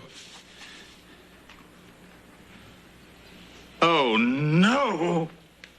Today I was afflicted by the dreaded Stonehenge curse, a disease so rare there's not even a telethon for it. Ahmed, fetch me my camel. I have a desert to conquer. I'm John Silver. I'm Little Miss Muffet. Will you marry me? No, I don't want a crumb in my bed. What are you two doing now? Oh, it was my idea. See, if we entertain the customers, they'll stay longer and eat more. Mm-hmm. You've been goofing off for 3 days. Now get to work. My mom never wants me to have any fun. All moms are like that. I think they sign a pledge. You just have to work around it. How? Well, come over to my house tonight. We'll say we're doing homework. Okay, I'll tell you you're helping me with my French. Bien sûr, mademoiselle. Merci beaucoup. Gee, and it won't even be a lie. Hello, everyone. Hey, Belvedere. You're not going to start singing or anything, are you? I know I have been acting oddly, and I think you're entitled to an explanation. Full moon? Oh! Actually, you're rather close, George. It's the Stonehenge curse. Every 7 years, the natives of the town of my birth go bonkers. What do you mean? A mysterious energy flows through me. 1 minute I'm me, the next minute I'm someone else. Gee, just like Shirley MacLaine. It's the dispensation of the Druids, the kookiness of the Celts, the magical, maniacal, mischievous Merlin himself. This is all about a raise, isn't it? There's only one cure. I have to go to England and spin 2 times under a Stonehenge monument while the Druids chant. Well, big guy, just how dumb do you think we are? Somewhere between jackals and chimpanzees. Well, I'm sorry. We just can't spare you now. Yeah, you're just going to have to ride this thing out here. Very well. But don't say I didn't warn you. Hey, this is great. I just found my subject for my abnormal psych class. I might even get a B. Hi, Sheila. You look nice. So do you.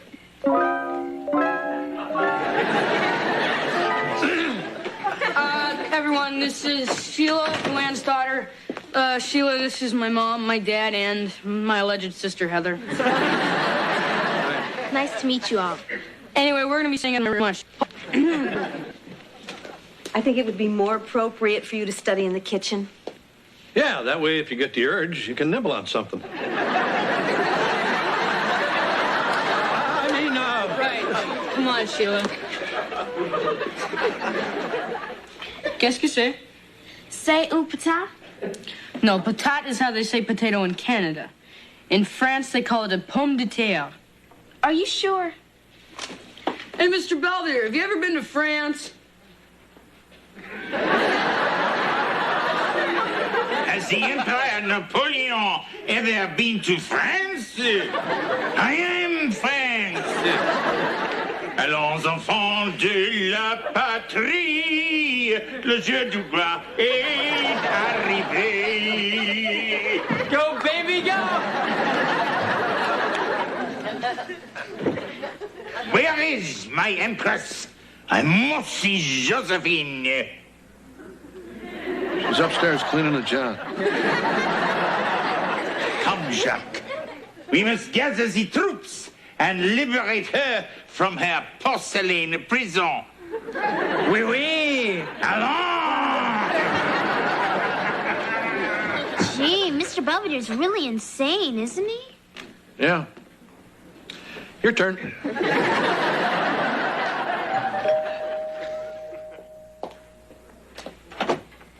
Hi, Ken, is my Sheila still here? Yeah, she and Wes are out in the kitchen doing homework.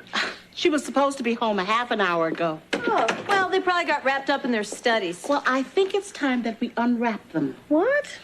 They've been spending an awful lot of time together. Oh, come on, Luann. They're just friends.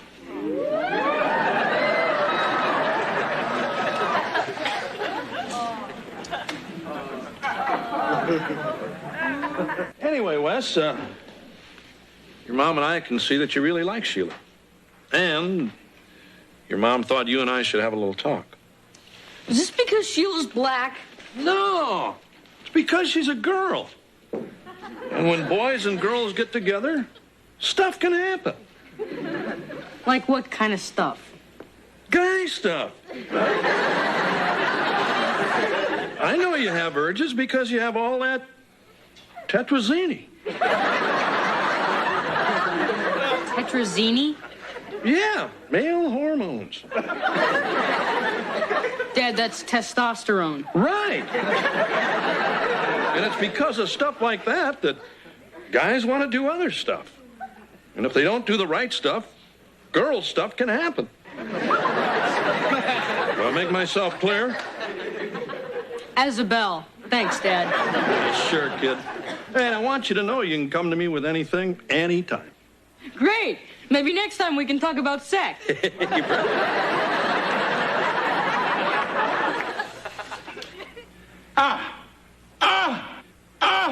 He's doing it. He's changing. Hey, wait, let me zoom in. Shoot. Come on, Mr. Belvedere. When are you going to do something crazy? I'm talking to you, aren't I? Hey, you seen Josephine lately? How about those pilgrims? Really, I think this is quite enough. Come on, I need you to go bonkers. Maybe I'm not going to. Maybe I'm cured. But you haven't danced around Stonehenge. Well, I've been taking a lot of vitamin C. Boy, is he grouchy. Yeah, looks like he's back to normal.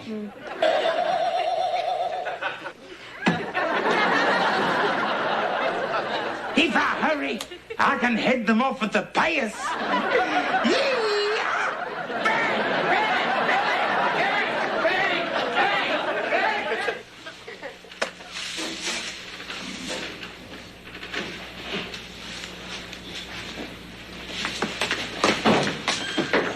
Hey, Sheila.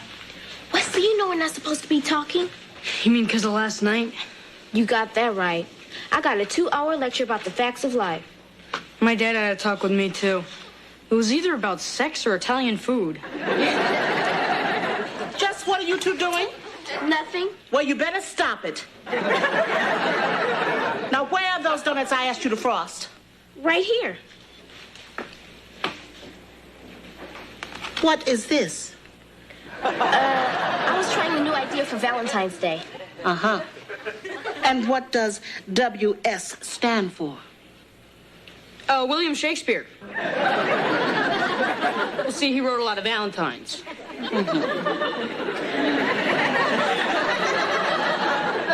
It wouldn't happen to stand for Wesley and Sheila, would it? So what if it does? What's the big deal? Wesley! I'm tired of being treated like criminals just because we like each other. You're not a criminal, Wesley. You're just unemployed. Huh?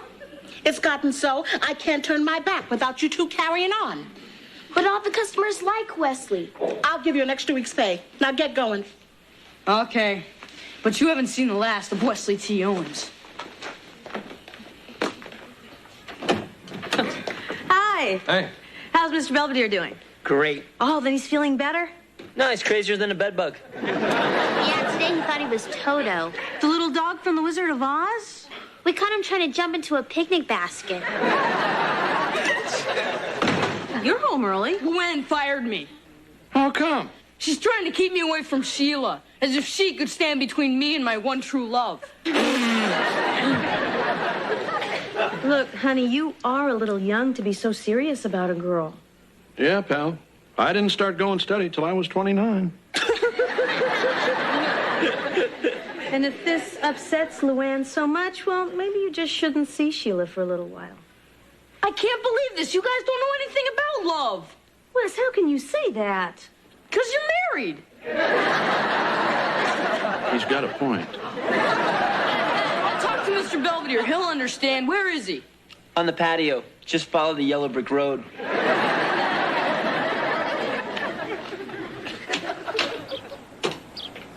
This is so unfair. All Sheila and I want is to be together. You know, in my business, I have to deal with many young couples like Sheila and yourself. Huh? And whether you buy from me or another salesman, I hope you'll take one piece of advice to heart. What's that? Whole life insurance. What are you talking about? I know term is cheaper, but whole is an investment in your future. Let me show you some actuarial figures. Maybe some other time. Perhaps you're right. I have some customers I must visit. Let me leave these with you, and I'll be in touch. Thanks, Mr. Belvedere. Bob. Bob Smith.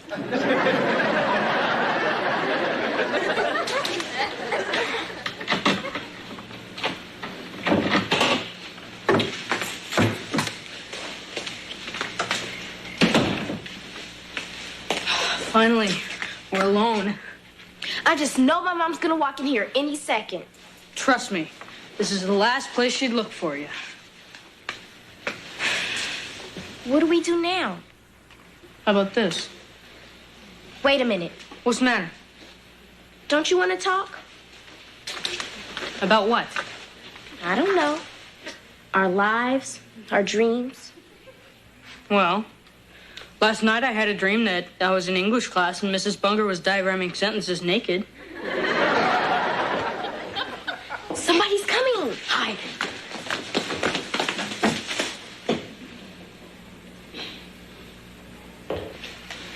Follow me.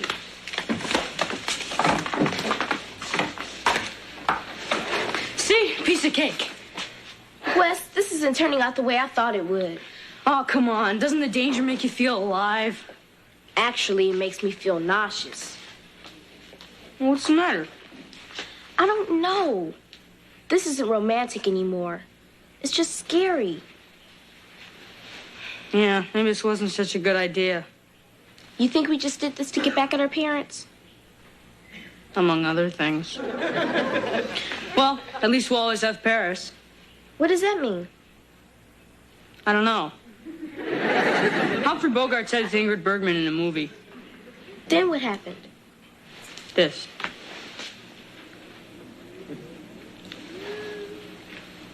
Come on, I'll take you home. So, Sheila and I are going someplace you'll never find us. I hope you're satisfied. P.S. Please tell Mr. Belvedere I went with Mutual of Altoona. What the hell does that mean? Who cares? Your son dragged off my daughter. Hey, don't blame Wes.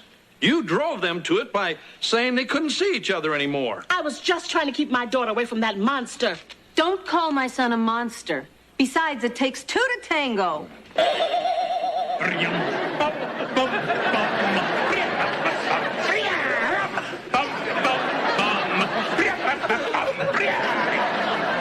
kind of nut house is this? Hey, guys. Wes! Sheila, get away from that boy. Young man, where have you been? Yeah, let's have it, Wes. Okay, fine. We went to the Beaver Falls Motel. What? I told you that child was a monster. He is not. He's kidding. Mom, we ran away to Donut World. Then we realized that was dumb and we came home. Sheila and I like each other, but we're not doing all the things you think we're doing. You're not? No. She wouldn't let me. Wesley's a gentleman. And I'm my mother's daughter. Well, maybe I did overreact a little. Maybe I'm just afraid my little girl is growing up. I'm sorry, honey. Mom? What, baby? Can Wesley have his job back? Well, I guess so. Thanks. Can I have a raise? Don't push it. I'm sorry I call Wesley a monster. That's okay. He's used to it. Night, Sheila. Good night, Wesley. Sweet dreams. Good night. Wes, I know you were upset, but you had no right to scare us like that. I'm sorry, but I couldn't help it. Why? It was my tetrazzini. I'll explain it to you later, Marsh.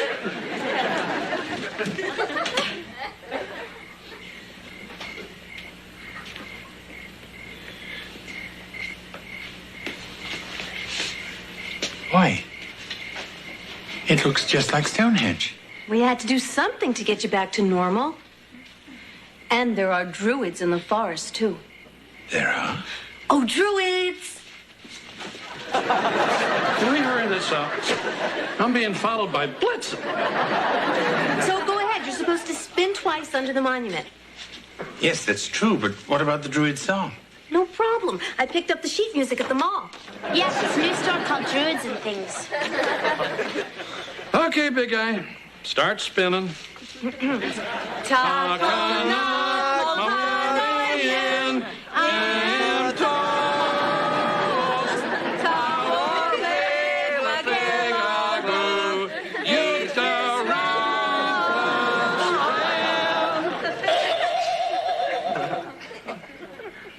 Okay, big guy? What do you mean, okay, big guy? Why are you all dressed like that? And what are these boulders doing here? Why are you all staring at me like a bunch of sheep? It's good to have him back, isn't it? Wesley and Sheila continued to see each other. They even went to a drive-in movie. Of course, Luann was sitting in the back seat with me. At least she bought a dozen donuts. I was quite touched that the Owens went to such lengths to lift my Stonehenge curse. Using those phony monuments, they deceived the powers that be and triumphed over an age-old affliction.